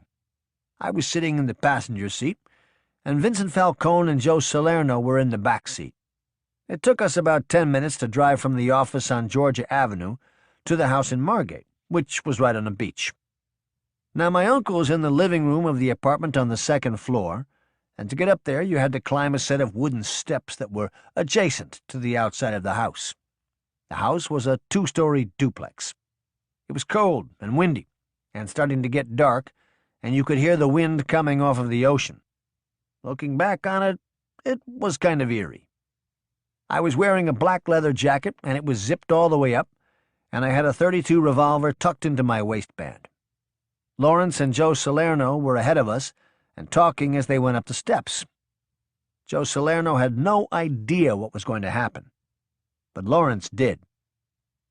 Now Vince is a few feet in front of me, and I am behind him as we are going up the steps, but he's kind of hesitating, like he's uncertain of what's going on. He said, "Where's everybody at? I thought Chucky was coming down." I put my hand on his back and said, "He'll be here. Let's go inside and have some drinks," and kind of ushered him up the steps. His antenna was definitely up, but I had positioned myself behind him so that if he decided not to go up the steps, or if he tried to get away somehow, I would have blasted him right there. When the 4 men reached the top of the steps, they walked into the apartment, where little Nicky Scarfo was seated on a couch watching a football game waiting for them. Little Nicky didn't just want Vincent Falcone to be killed. He wanted to be present when it took place. This wasn't business, it was personal. While most powerful mob leaders would seek to insulate themselves from the murders they order, Scarfo wanted to bask in them and personally savor the experience in any way he could. The Falcone killing also provided Scarfo with the opportunity to commit a murder alongside his nephew, to literally bind the two men together in what was becoming Scarfo's never-ending bloodlust. To little Nicky, the entire universe seemed to revolve around three things: the mob, murder, and family, specifically in that order. The killing of Vincent Falcone in the manner he foresaw gave him the chance to combine all three of these at the same time in one giant orgy of death, lineage, and la Cosa Nostra. When we walked in, Vince kind of froze, and I continued to usher him inside, and to break the little bit of tension that was in the room, I said, "Come on, Vince, let's make some drinks." My uncle, who was still in the living room watching TV, said, "Hey, Vince, bring me a cutty and some water." Now, at the time, Lawrence was in the dining room area talking with Joe Salerno, kind of distracting him. That was all happening within seconds of us walking into the apartment. So we grabbed the bottle of scotch from my uncle and put it on the kitchen table, and then I said, "Vince, get some ice." When Vince started to walk away towards the refrigerator to get the ice, I reached into my jacket and took the gun from my waistband, and I walked right behind him and blasted him right behind his right ear. As soon as I shoot him, his body propelled forward just like what happened to Louis DeMarco, and then he crashed into the refrigerator and crumbled to the floor. All of a sudden, Joe Salerno starts going nuts. He says to my uncle, "Nick, I didn't do nothing." And then to me, "Philip, I didn't do nothing." He's like hyperventilating. My uncle watched the whole thing. He was watching as I shot him. Now he gets up from the couch and comes in and tries to calm Joe Salerno down. He says, "I know you didn't do nothing, Joe. Relax. Everything is going to be okay." Now Lawrence was standing 2 feet away from me when I hit him, and somehow his eyebrow caught on fire. It got singed from the flame of the gun. So my uncle is trying to calm down Joe Salerno, Vince is on the ground bleeding, and Lawrence starts complaining about his eyebrow being on fire. So I say, "Jesus Christ, Lawrence, you knew I was going to shoot him. Why the fuck were you standing so close to him?" With all of this going on, my uncle manages to calm down Joe Salerno. My uncle comes over to where Vince is lying and kneels down next to him and says, "He's still breathing. Give him another one right here." And he moves Vince's jacket a bit and points to his heart. So Vince is lying there, and there is a pool of blood forming underneath of him, and he is like gurgling, trying to breathe, and I stood over him and raised the gun and shot him one more time in the chest. The impact of the second shot caused his body to jerk, and then that was it. He was dead. At this point, my uncle was ecstatic. He jumped to his feet and said, "The big shot is dead, look at him!" And he kind of mocked him by gesturing to the body and called him a piece of shit cocksucker. He was actually cursing at the corpse. Now I have the gun in my hand, and I turn to Joe Salerno, who is standing right there, and I look him dead in the eye, and I said, "He was a no-good motherfucker. I wish I could bring him to life so I could kill him again." I was prepared to kill Joe Salerno, too. I didn't give a fuck. I would have shot him right there on the spot without any hesitation. But he stopped carrying on. Scarfo then resumed his role as coach and articulated precisely what would happen next. He didn't miss a beat. He said to Lawrence, "You drive Philip back to the office and bring back Vince's car. Me and Joe will stay here and clean up." Now Lawrence drives me back to Georgia Avenue, and I take all of my clothes off, put them in a bag, and I get right into the shower. I'm scrubbing under my nails, the whole bit, just like I had done after the DeMarco hit. Now I'm dressed, and I go downstairs to the office, and Chucky and the Blade were there. We were all waiting for my uncle to get back. Now I see someone walk by the window, and I recognize that it's Maria from across the street. So I go outside to see what she wants, and she tells me that she noticed that Vince's car had been moved, and did I know where he was? Now what was I going to tell her? Yeah, he's in the trunk of his car? I can't say nothing, so I said, I don't know where Vince is. After she leaves, I go back in the office with Chucky and the blade, and while we are waiting for my uncle to get back, I call up a friend of mine named Joe Disco, who was a DJ at a local radio station. He picks up and he says, Hey, Philip, do you want to hear a song? So I tell him, Yeah, Joe, play that song Do or Die. And he plays it. Now, Joe Disco was related to Sam Scafidi, who was a captain under Angelo Bruno based out of Vineland, New Jersey. Sam Scafidi was one of the guys who helped my uncle when they killed Reds Caruso. I'm thinking, if I ever get charged, I can bring Joe Disco in as a witness, and he would testify that I had called the radio station. Joe Disco never knew the real reason I called. Joe Salerno would later testify that while he and Nicky Scarfo cleaned the apartment, Scarfo told him, You're one of us now, and patted him on the back before doling out more instructions. Tie him up like a cowboy with his hands and feet tied up behind him.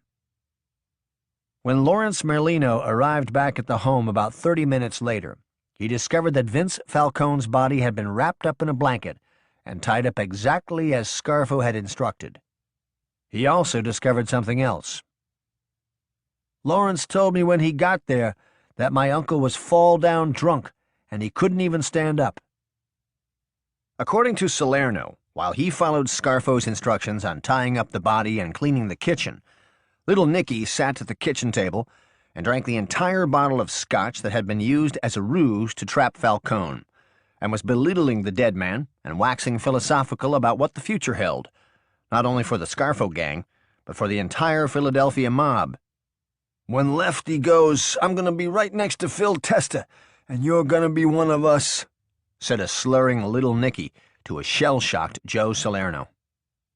Following Scarfo's instructions, the men loaded Falcone's corpse into the trunk of the car they had retrieved, and Scarfo continued to celebrate, saying, I love this, as Falcone's body was lowered into the trunk. Lawrence Merlino then got behind the wheel of Vince Falcone's car with Falcone's dead body in the trunk, and abandoned it several blocks away on a desolate street, as another car, being driven by Salerno, with little Nicky in the back seat, pulled up beside him, and the three men drove back to Atlantic City. Margate was a resort town that was full of summer vacationers from Memorial Day to Labor Day, but 9 days before Christmas, it was a ghost town, the perfect place to commit a murder and dump a body. That night, following the killing, Scarfo, Lawrence Merlino, and Joe Salerno would return to the Scarfo compound on Georgia Avenue, where they encountered Philip Leonetti, Salvatore Chucky Merlino, and Nicholas Nick the Blade Virgilio. Merlino greeted them by saying, Lights out, huh? And gave celebratory hugs and kisses on the cheek to everyone present. The five men then settled into Scarfo's dining room and feasted on a large, home-style Italian meal, while an extremely drunk and elated little Nicky held court and talked in a hushed tone about who his next victims would be. I want to cut this Alfredo's guts out and fry him in a pan. He makes me sick. Him and that no-good cocksucker Mad Dog Di Pasquale. We're going to do him next. Philip had never seen his uncle in such a state of delirium. You would have thought he won the lottery. That's how happy he was that we had killed Vince Falcone. I remember him kissing me on the cheek and telling me that he loved me. That was the first and only time that he did that, and he did it because he was drunk. My uncle never loved anyone or anything in his entire life, except for La Cosa Nostra. That's all he lived for. He didn't give a fuck about nothing else. That's how sick he was.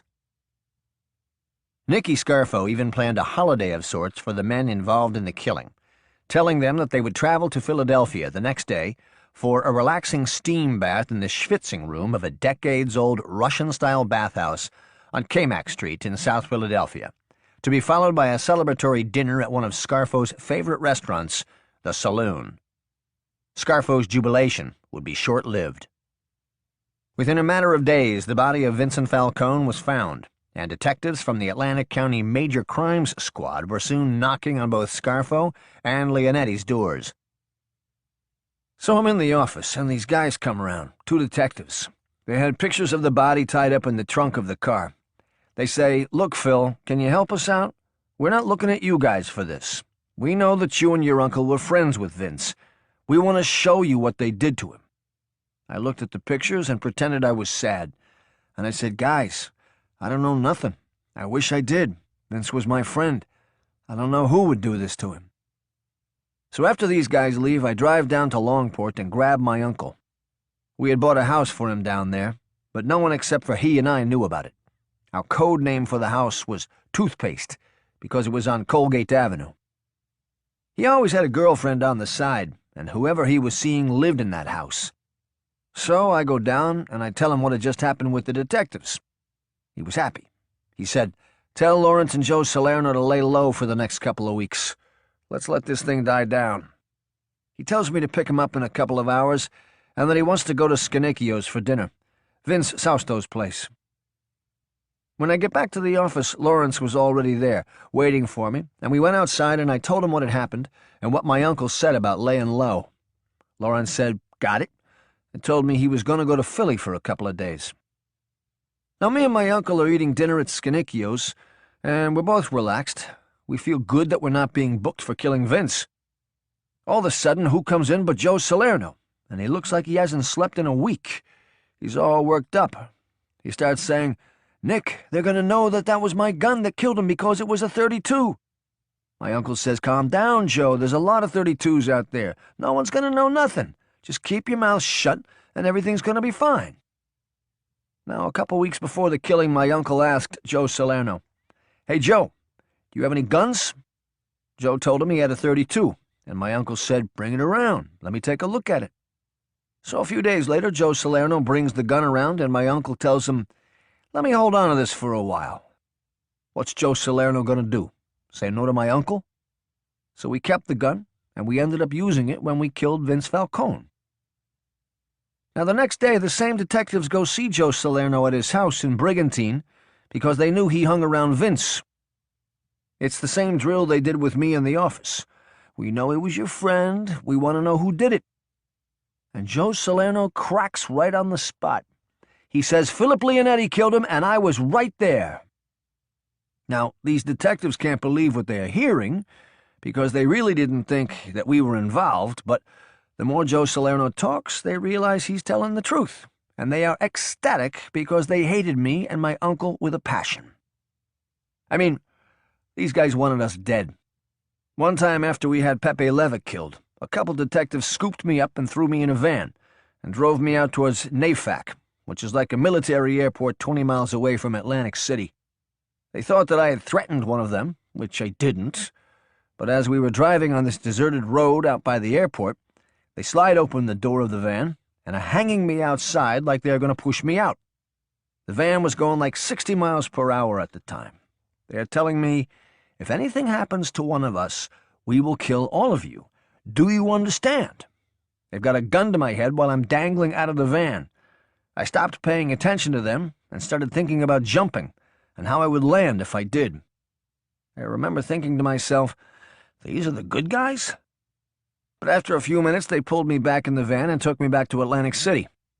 So I know that when Joe Salerno gives us up to these guys, it was like winning the Super Bowl.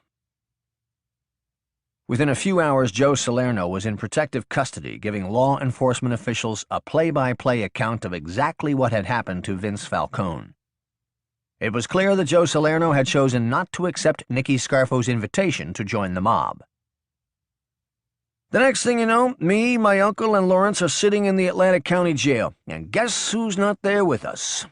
Joe Salerno. We found out that the cops from Major Crimes went right to Joe Salerno's house in Brigantine, and he gave us right up. Now my uncle is pacing, like a tiger in a cage. Me, him, and Lawrence are sitting in the holding cell. My uncle is talking out loud to himself, and me and Lawrence are just sitting there. "This isn't good," he said. "This is going to be bad. We're in trouble with this one." Now I'm sitting there thinking to myself, Jesus Christ, I can't believe how stupid I was to get arrested again for murder. First, the Pepe Leva thing, and now this. I was also angry with myself because I knew I should have shot Joe Salerno the way he was carrying on. I should have blasted him right there, and instead of ratting us out to the cops, he'd be in the trunk of the car with Vince. So, while we were in the holding cell, my uncle says to me, "Call this cocksucker Joe Salerno and see if you can get a read on him." So I call Joe's house, and his wife answers, and she puts him on. So I said, "Hey, Joe, what's going on?" And he said, "What's going on with you guys? I saw on TV that you guys got locked up. I know your uncle has to be going nuts in there with his allergies and all the dust in there." He was all worked up, just like he was the night we killed Vince. So I told him, "My uncle is fine. Me and Lawrence are fine. We're all doing good." Then I asked him, "Did you go see that job in Brigantine?" There was a contracting job that me and him were supposed to go look at it. We were going to work on it together. So Joe says, "I can't do nothing. The cops are everywhere." So I said, "Hey, Joe, why don't you come down and see us? I'd love to see you, and I know my uncle and Lawrence would love to see you." And Joe says, "I can't, Philip. I got 9,000 cops here asking me questions." So I said, "Joe, we didn't do nothing wrong. Did you do something wrong?" He said, "I didn't do nothing wrong, Philip." I said, "Don't worry about this. This is a big misunderstanding." He said, "I know, Philip." I said, "Just tell the truth, Joe.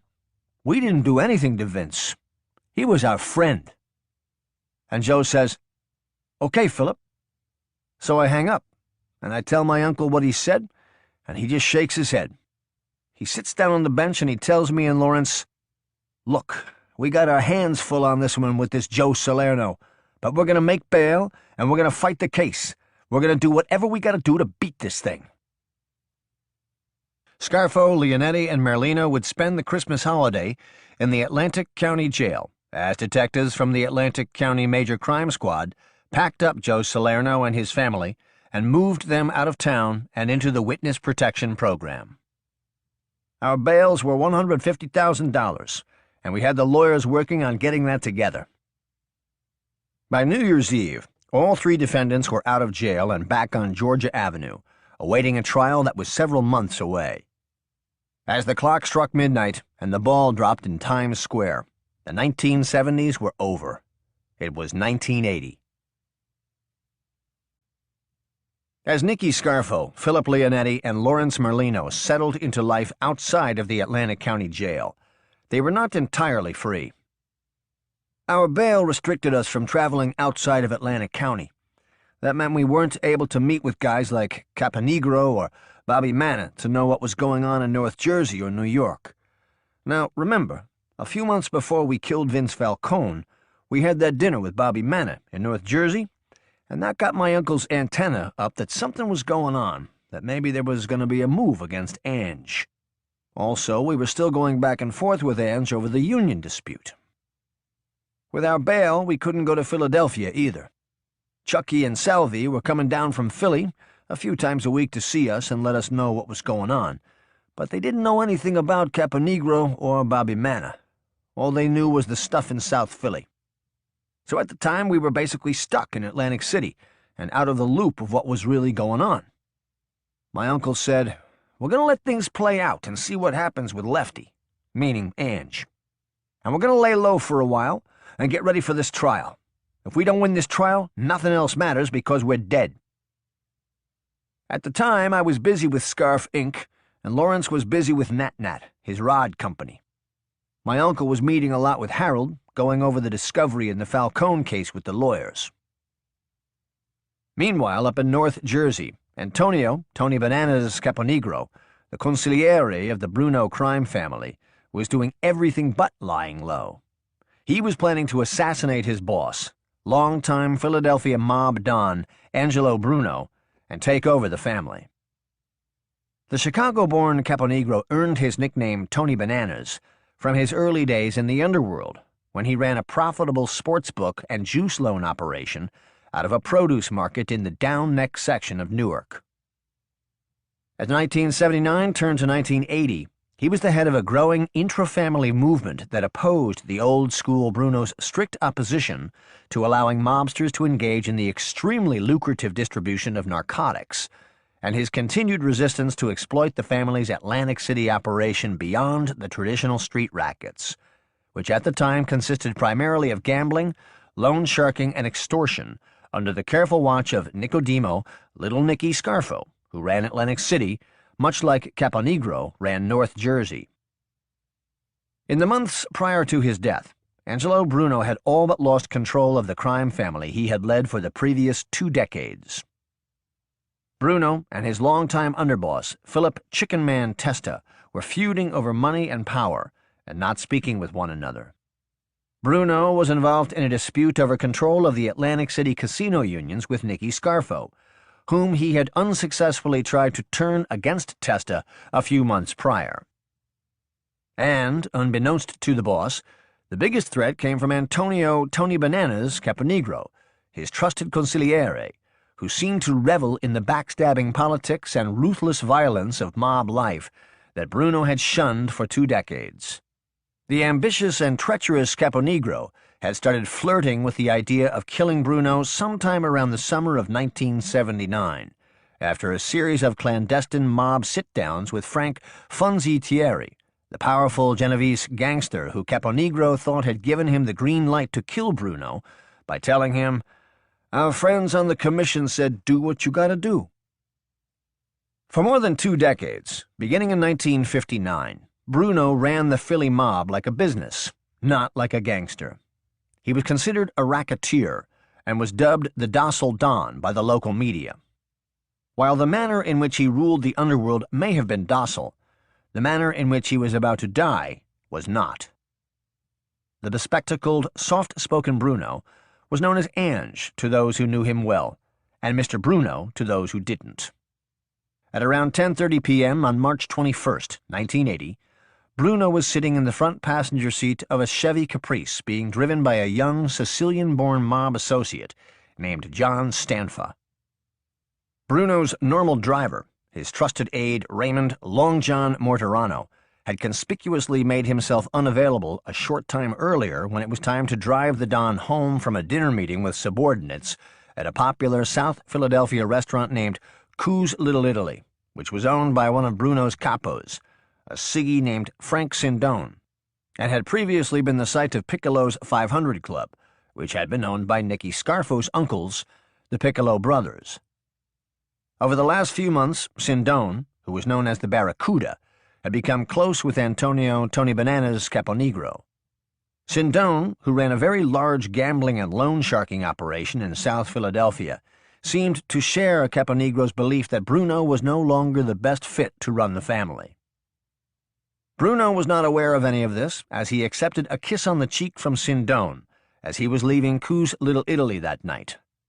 Some underworld observers believe that Sindone had purposely marked Bruno with the kiss of death. As the Stanfa-driven Caprice approached Bruno's home, which sat at the corner of 9th and Snyder in the heart of South Philadelphia, Bruno had no idea he was living the final seconds of his life. Waiting in the shadows with a sawed-off shotgun under his trench coat was Bruno's executioner, Antonio Tony Bananas Caponegro, the power-hungry and treacherous North Jersey mob leader who was Bruno's consigliere and had set in motion the palace coup to remove Bruno from power. It was all about greed and treason, which was the Sicilian calling card, according to Nicky Scarfo. As Stanfa pulled the car to the curb, he lowered the front passenger window so that Bruno could flick his cigarette into the gutter. As he did, Caponegro emerged from the shadows, removed the sawed-off shotgun from under his trench coat, aimed it square at the back of Bruno's head, and fired from close range. The blast instantly killed the 69-year-old mob don. Things would never be the same in the Philadelphia mob. On the night that Ange got killed, I was at Caesar's with the Blade. We had just finished eating dinner, and we were downstairs in the lobby getting ready to leave. As we were leaving, we bumped into Salavina, who was Ange's longtime lawyer. So Sal's making small talk with me about the Falcone case, when all of a sudden some guy he was with comes running up to him and says, "Oh my God, they killed Ange, it's on TV. They shot him outside his home, he's dead." Now Salavina is going nuts. He's saying, "Oh my God, oh my God." Me and the Blade tried to calm him down, but he was very upset. He and Ange were very close. So me and the Blade leave Caesar's, and we are walking back to Georgia Avenue, which is a few blocks away. Now, as we are walking home, a black cat runs in front of us, and the Blade goes nuts. He's very superstitious. He tells me, first Ange gets killed, and now this, meaning the cat. He says, come on, Philip, we gotta walk a different way to undo the bad luck from the cat. There was no arguing with him. He was dead serious. Here's this guy who was a stone-cold killer, and he's spooked by this stupid black cat. So we walk a few blocks out of our way until the Blade thinks we have undone the curse, and we make it to Georgia Avenue. I go right up to my uncle's apartment, and I ask him if he heard the big news. He was sitting on the couch reading a newspaper with his reading glasses on. He put the paper down, took off his glasses, and motioned for me to follow him outside. When we got outside, he said, "What's the big news? What's going on?" So I tell him, Ange is dead. He got shot outside his home. My uncle made a face like he was both happy and surprised. And we went into the Scarf Inc. office and watched what was going on TV. It was live on TV. All the Philly stations were carrying it. A little while later, Lawrence comes to the office and says he spoke to Chucky, who was in South Philadelphia, and that everyone down there is going nuts trying to figure out what happened. Chucky also sent word that Phil Testa was sending Salvi down first thing in the morning with a message for my uncle. Now, at the time, we couldn't leave Atlantic County because of our bail, and Phil Testa couldn't come to New Jersey because the same SCI that had sent my uncle to Yardville wanted to give him a subpoena to testify. If he had gotten served, he wouldn't have testified, and he would have wound up sitting in jail like my uncle and Ange when they went to Yardville. So everything was being done through messengers. The morning after the most sensational gangland killing in the history of the Philadelphia La Cosa Nostra, the heinous picture of the slain Godfather's corpse, his mouth agape and missing most of his cranium, was splashed across newspaper front pages throughout the world, and has since become an iconic image of crime in the 20th century, used in hundreds of print and television gangland retrospectives over the last 3 decades. First thing in the morning, like clockwork, here comes Salvi. It's like 7:30 in the morning, and he's by himself. Me, him, and my uncle take a walk up Georgia Avenue towards Atlantic. There was a little coffee shop there that we used to go to called the Cup and Saucer. While we're walking, Salvi says to my uncle, "My dad needs you to go to New York and find out what's going on. Nobody knows nothing. No one knows who did it, and no one knows who's in charge. It's chaos out there." My uncle says, "I'll see what I can do, but we can't leave Atlantic City because of our bail restrictions, and these cocksuckers watch us all day. They don't let up."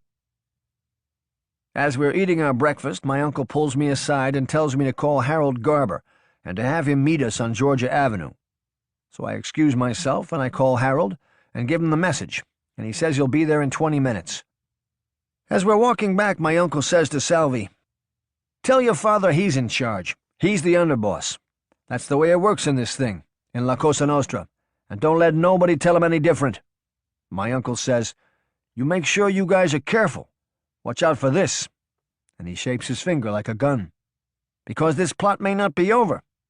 He says, "Give me a few days, and I'll find out what is going on from my friends in New York."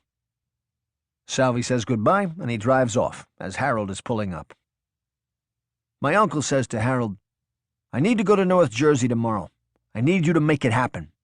Harold says, "Nick, you can't go to North Jersey. You can't leave Atlantic County. You know that." My uncle cuts him off and says, "Find a way, Harold. Work your magic. But I need to be in North Jersey tomorrow." That morning, Scarfo's lawyer, Harold Garber, filed an emergency motion with the judge in the Falcone case, seeking permission for Nicodemo Scarfo to travel from Atlantic City to Newark to meet with a criminal defense attorney he wanted to interview regarding the possibility of adding him to the defense team for the Falcone case. So later that day, Harold calls, and he tells my uncle he's all set. He can go to Newark and meet with the lawyer the next day at 1 p.m. Harold had a lawyer friend in Newark, and this guy gave Harold the okay to let my uncle use his office for the meeting. Now my uncle wants to get word to Bobby Manna that he wants to meet him, but my uncle didn't use telephones, and neither did Bobby Manna. Normally we'd get word to Bobby using Blackie Napoli, but my uncle didn't want any of the North Jersey guys to know that he was coming up there, and even though my uncle and Blackie were tight, Blackie was Caponegro's right-hand man. So my uncle has Lawrence call Chucky and tell him that my uncle needs to see him right away in Atlantic City. An hour later, here comes Chucky. My uncle tells him, "I need you to go to New York and get word to Bobby Manna that I need to sit down with him tomorrow." And he gives Chucky the address to the lawyer's office in Newark, and on the paper it says 1 p.m. Now Chucky doesn't know these guys in New York like we do, but Bobby knew Chucky and that he was with my uncle. So Chucky leaves Atlantic City and goes to New York, to Greenwich Village, where my uncle told him to go.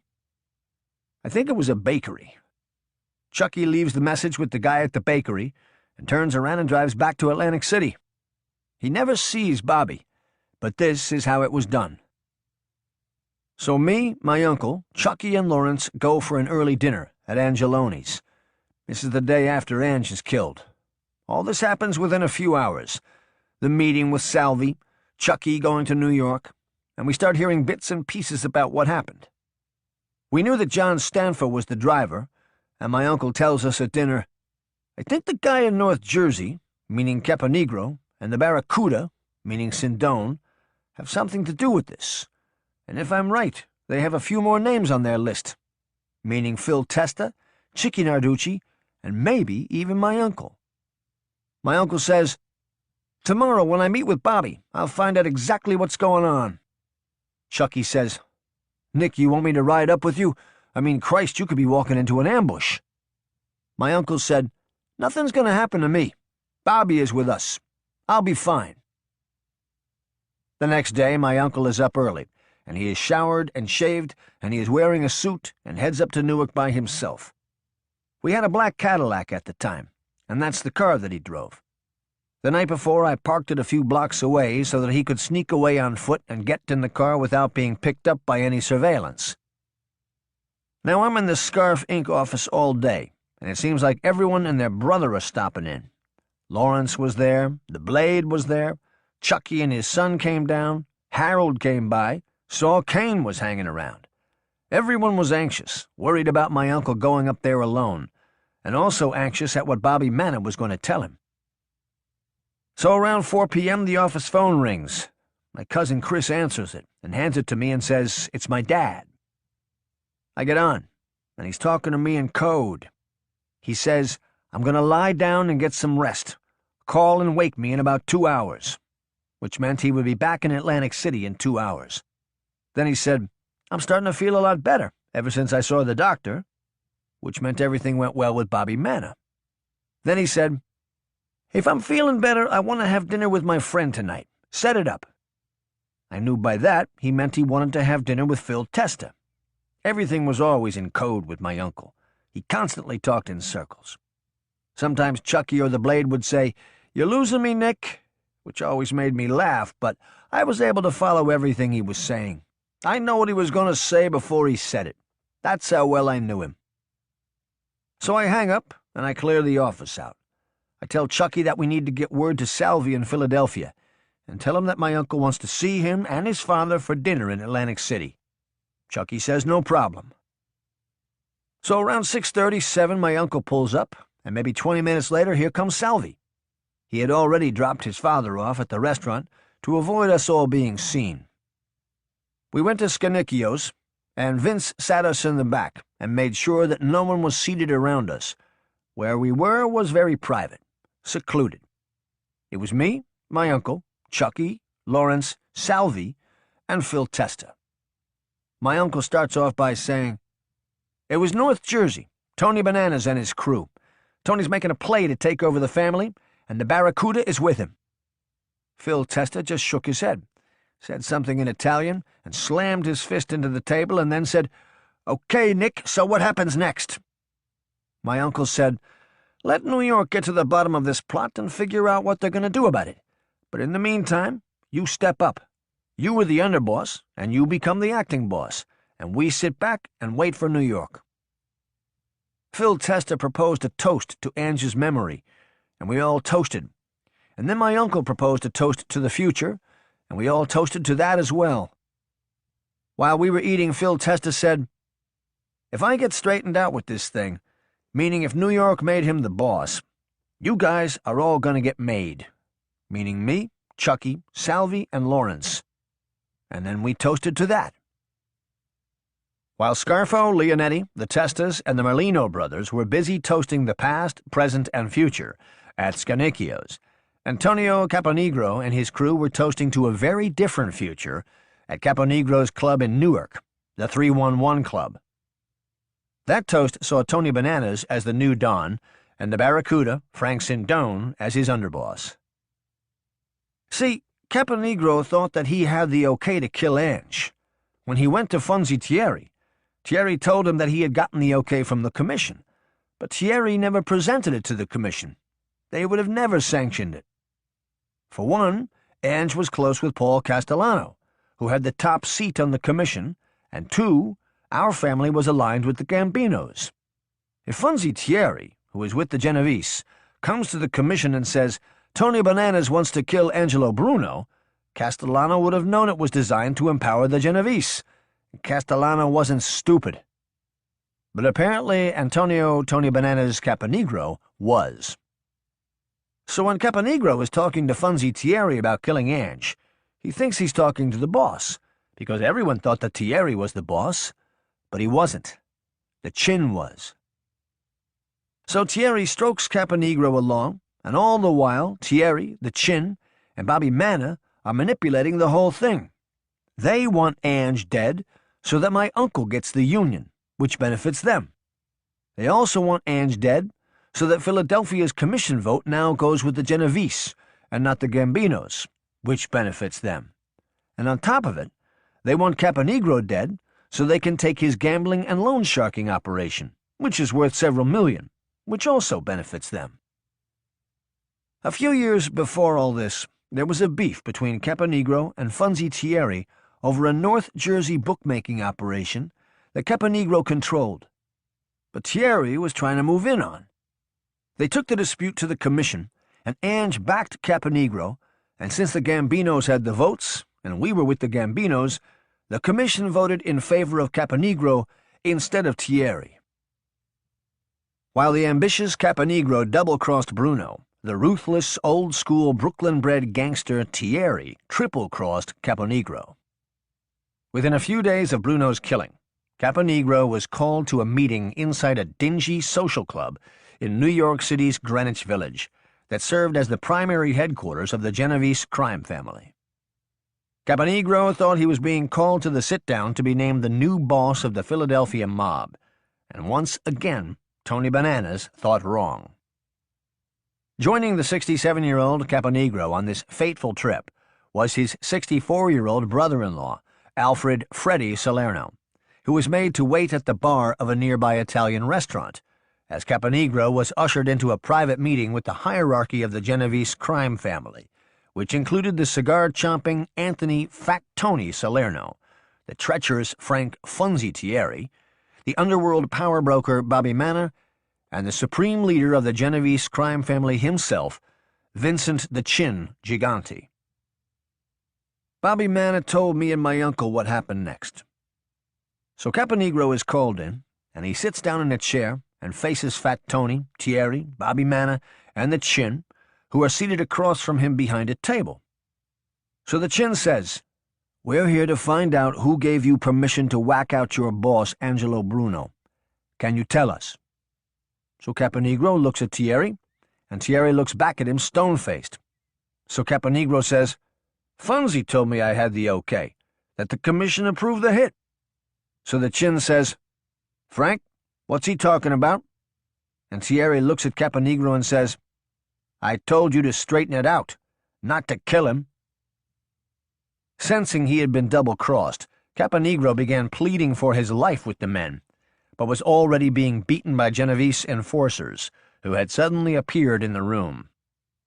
At the direction of Vincent the Chin Gigante, Caponegro was brutally and unmercifully tortured, sodomized, and murdered, sending a powerful message to the entire United States underworld that the unsanctioned killing of a boss would not be tolerated, certainly not by the likes of Vincent the Chin Gigante, who was now in prime position to be the head of the commission. As Caponegro's corpse lay dead in the clubhouse basement, several Genovese enforcers walked a few blocks to a nondescript Little Italy cafe to retrieve Caponegro's brother-in-law, Alfred Freddie Salerno, under the ruse that Tony Bananas had asked them to come and get him. When the men arrived, they discovered that Salerno was conversing with a man at the bar that one of them mistakenly believed was Nicky Scarfo, and another man, whose identity they did not know. With the knowledge of what had just happened to Caponegro and what was about to happen to Salerno, one of the would-be Genovese hitmen told the man they believed to be Scarfo and his companion to wait at the bar for Caponegro and Salerno to return. The men walked Freddie Salerno into the prearranged death trap. Salerno, like Caponegro, never saw it coming. He, too, was brutally beaten, tortured, sodomized, and murdered, his corpse left to rot next to Caponegro's. When the Genovese death squad reported back to Gigante, Manna, and the others that Caponegro and Salerno were dead, one of them mentioned that they believed Nicky Scarfo was sitting at a bar around the corner with another guy they didn't recognize. Manna immediately ordered the men to go back to the bar and bring the two men to the Genovese clubhouse, as he knew that his men were mistaken. The man at the bar was not Nicky Scarfo. It was John Stanfa, the young Sicilian-born mob associate who had driven Angelo Bruno home on the night that he was killed, and the man he was with was longtime Bruno mob captain Frank the Barracuda Sindone. When the men returned to the bar moments later, Stanfa and Sindone were gone. The next day after they killed Caponegro in New York, Blackie Napoli comes down to Atlantic City and tells us, "Tony's dead. His brother-in-law Freddie, too." He then says to my uncle, "Bobby wants to see you and Phil Testa in New York tomorrow." Now with Caponegro dead, Blackie is the top guy in North Jersey. He was one of the guys in Yardville with my uncle and Bobby Manna. Blackie told me and my uncle that he is the one who gave Caponegro the shotgun that he used to kill Ange. So my uncle calls for Salvi to come down from Philadelphia, and he tells him, "Tell your dad, me and him got to take a drive tomorrow." Now me, my uncle, and Lawrence are still restricted, meaning we can't leave Atlantic County because of our bail in the Falcone case. So my uncle says to me, "Find a way I can sneak out of here tomorrow through one of the back alleys, and I will meet Phil Testa and Salvi a couple blocks away." Salvi was going to drive his dad and my uncle to New York. My uncle says, "Park the car right in front of the office on Georgia Avenue, and I want you to stay outside all day in front of the office." He's saying this because he wants me to attract the attention of the detectives that would watch us, so that he could sneak away and then sneak back without getting caught. The Scarfo compound on Georgia Avenue backed up to a maze of alleys and terraces that went in many different directions. If you knew your way around back there, you could go a few blocks without anyone seeing you. It was perfect for us when we were trying to avoid the law. So my uncle and Phil Testa go up to New York and meet the same group that killed Caponegro. It's basically the same setup, except this time the Chin tells Phil Testa that the commission has decided that he is now the boss of the Philadelphia mob, and that the commission wants him to name my uncle either underboss or consigliere, and that the commission wants anyone and everyone involved in Ange's death to be identified and killed. He also tells him that Blackie Napoli is to remain as boss of the family's North Jersey operation. Now, what Phil Testa doesn't know, but my uncle does, is that the main reason Ange is dead, and now Caponegro too, are the four guys sitting across from him in this room. They set it all up, and now they want everyone who had a hand in it to be killed. That's how treacherous they were. But to them, this was all about money and power. It was business, and nothing personal. The bodies of Antonio Tony Bananas Caponegro and Alfred Freddie Salerno were found stuffed in the trunk of a car on a deserted street in the South Bronx. Their mutilated bodies had $5 bills stuffed in their mouths and in their anuses, a message from their killers that the men had become greedy. A few days later, Phil Testa called a meeting for the upper brass of the Philadelphia mob in a back room at Virgilio's, the popular Old City restaurant that he owned, which also served as his headquarters. In attendance were longtime reputed South Philadelphia Bruno mob captains Santo Big Santo Idone, Joseph Joe Scafidi, Alfred Freddy Aiezzi, John Gianni Capello, and the newly appointed boss of the family's North Jersey operation, Ralph Blackie Napoli. Nicodemo, little Nicky Scarfo, the boss of the family's Atlantic City operation, was also in attendance, having successfully avoided detection as he snuck out of Atlantic City, despite his bail restriction. Scarfo would arrive at the meeting with his longtime pal Louis Bobby Manna, the Genovese family consigliere and mob power broker who had played a significant behind-the-scenes role in the deaths of both Bruno and Caponegro. Manna's attendance was designed to both legitimize Testa as the family's new boss and to solidify the relationship between the new Bruno family leadership and the Genovese crime family, which Manna represented. At the meeting, Phil Testa announced that Pete Casella would serve as underboss and that Nicky Scarfo would serve as consigliere. Now, my uncle doesn't say anything, but he was expecting to be underboss, not consigliere. Pete Casella was an old-time guy who was around Ange, who had recently gotten out of jail for dealing drugs. My uncle never fooled with drugs. The rules of La Cosa Nostra forbid it. Now we have a drug dealer as our underboss. The best way I can describe it is when John McCain picked, what's her name? Sarah Palin to be his running mate in the 2008 presidential election. Pete Casella as underboss? It had everybody scratching their heads. Me and my uncle were stunned, but there was nothing we could do. In La Cosa Nostra, the boss is the boss. The once stable Bruno crime family was off to a rocky start with new boss Philip Chicken Man Testa at the helm. Almost immediately, after he becomes the boss, true to his word, Phil Testa sends word to my uncle that he wants to make me, Salvi, Chucky, and Lawrence formally induct us into La Cosa Nostra. He knows that we have the Falcone trial coming up in a couple of months, and he tells my uncle, if God forbid you don't win, I want these kids, meaning me and Lawrence, to be able to go to jail as men, meaning as made members. Being initiated into La Cosa Nostra was the dream of every knockaround guy, every wannabe wise guy. For Philip Leonetti, it was about to become a reality.